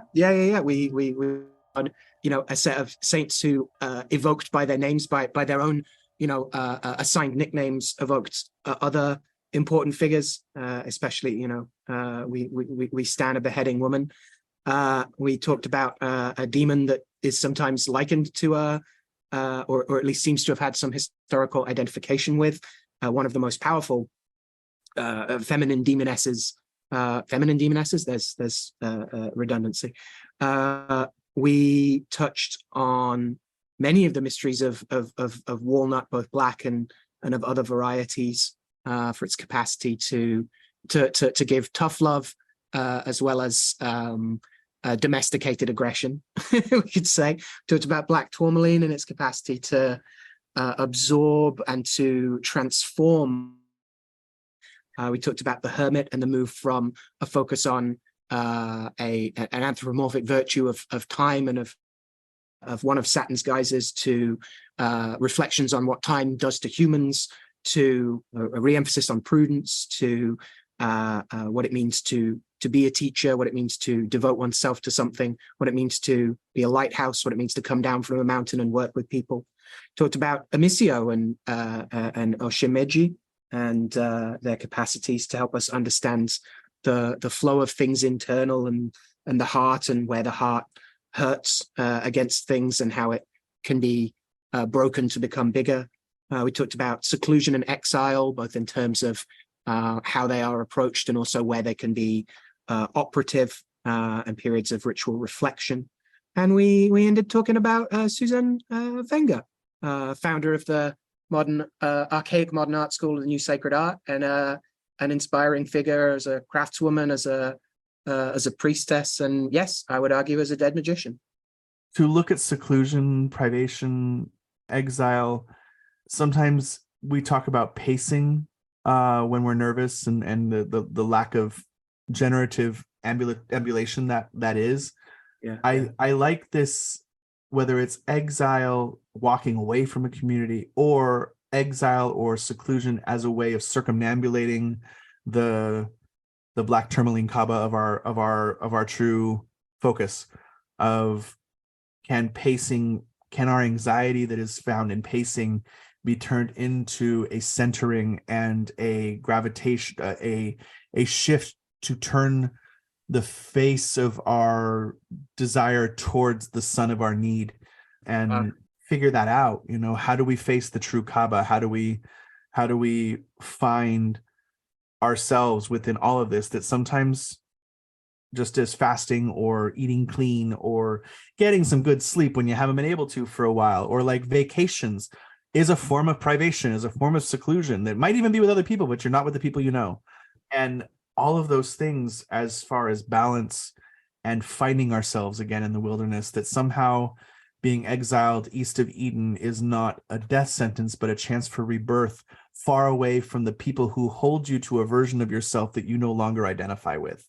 And sometimes those people that hold ourselves to a version of ourselves we truly don't identify with anymore might be ourselves, and our I can't do this, and our shame and our other things that we perpetuate, that is making us hold on to calcified and ossified versions of of who we were, not necessarily who we are. So I Yes. think the erosion of time, the hourglass as it strips away, as we put water to old cracks on pottery to reseam it. Maybe black walnut is the medicine, maybe tourmaline is the medicine, both to repel what needs to be repelled and to gather what needs to be gathered, so that we may become closer to ourselves, if nothing else. I think that's really beautifully put. With that, rock on, because we are about to enter our Saturn return as a podcast. That's exciting. Yeah, so the third decade, which here's the millennial argument, right? That like it's not 2001 that starts the millennium, but 2000, or not 2000 that starts the millennium, but 2001. So like 30 is the cap. There's still something about 30 itself, right? It's it's a liminal year, if nothing else, because it's the start of our 30s and the end of our 20s. But either way, we can no longer contain our tens in our twos, as it were. So no, bursting out the seams. Yeah, I'm excited to where it goes, and I'll mention it again in the hopes that we'll actually start going on it, and that we do have a Patreon hopefully coming out soon, with both asking for support for our continued regular programming, but also for some really fun additional content that we're interested in generating, and possible additional things like books and book clubs and blah blah blah and fun times. And sharing some rituals off the back of these explorations of these, herbs of the week and things like that. Give people more things to be working themselves, and to be, even building a sense of maybe crowdsourcing some of the, like, hey, here's a weird thing you can do with rosemary or what have you. Yeah, I think one of the things that is difficult to teach, because the people that do it naturally in many ways, that looking at historical exemplars or fiction or wherever and being inspired to then do something from that, as opposed to not just a general inspiration, but like, how might one use the knowledge that's tickling your brain into an actual ritual for betterment, transformation, or at least improvement, self-improvement, if not, you can always take other people's down. I enjoy that, because our excitement and hyperactivity, our static electricity around gaining knowledge and talking about knowledge and things like that is meant to be a generative force towards action, not just knowledge from either of us or any of the listeners, that it's meant to inspire towards actually doing this art we call magic. I'm hoping the Patreon and our future plans with that, as well as, if you're hearing this in 2023 in the month of June, know that on July 14th, I believe, we have another speakeasy coming up. So check it at radiofreegolgotha.com, speakeasyofthedead.com. Look on Facebook for our page. Follow us wherever you get your podcast, but really it's iTunes and the RSS feed on the website, and Spotify, and I think, and in YouTube. And the YouTubes. All right. Thank you so much, Al. It's been a pleasure. Thank you for making this happen. We have been busy this month, we find, and often in front of each other busy, but no time to record. So I'm glad we got I'm very glad we found the time. Yeah, absolutely. Yeah, and always a pleasure. Yeah, I'm glad the Saints Judith and Salome have inspired us to fit it in right before the deadline like a good magician. Exactly. Thank you so much, and thank you, dear listener, maybe in the plural, listeners. And we humbly remain your Radio Free Golgotha. Cheers, everyone. Take care. See you soon.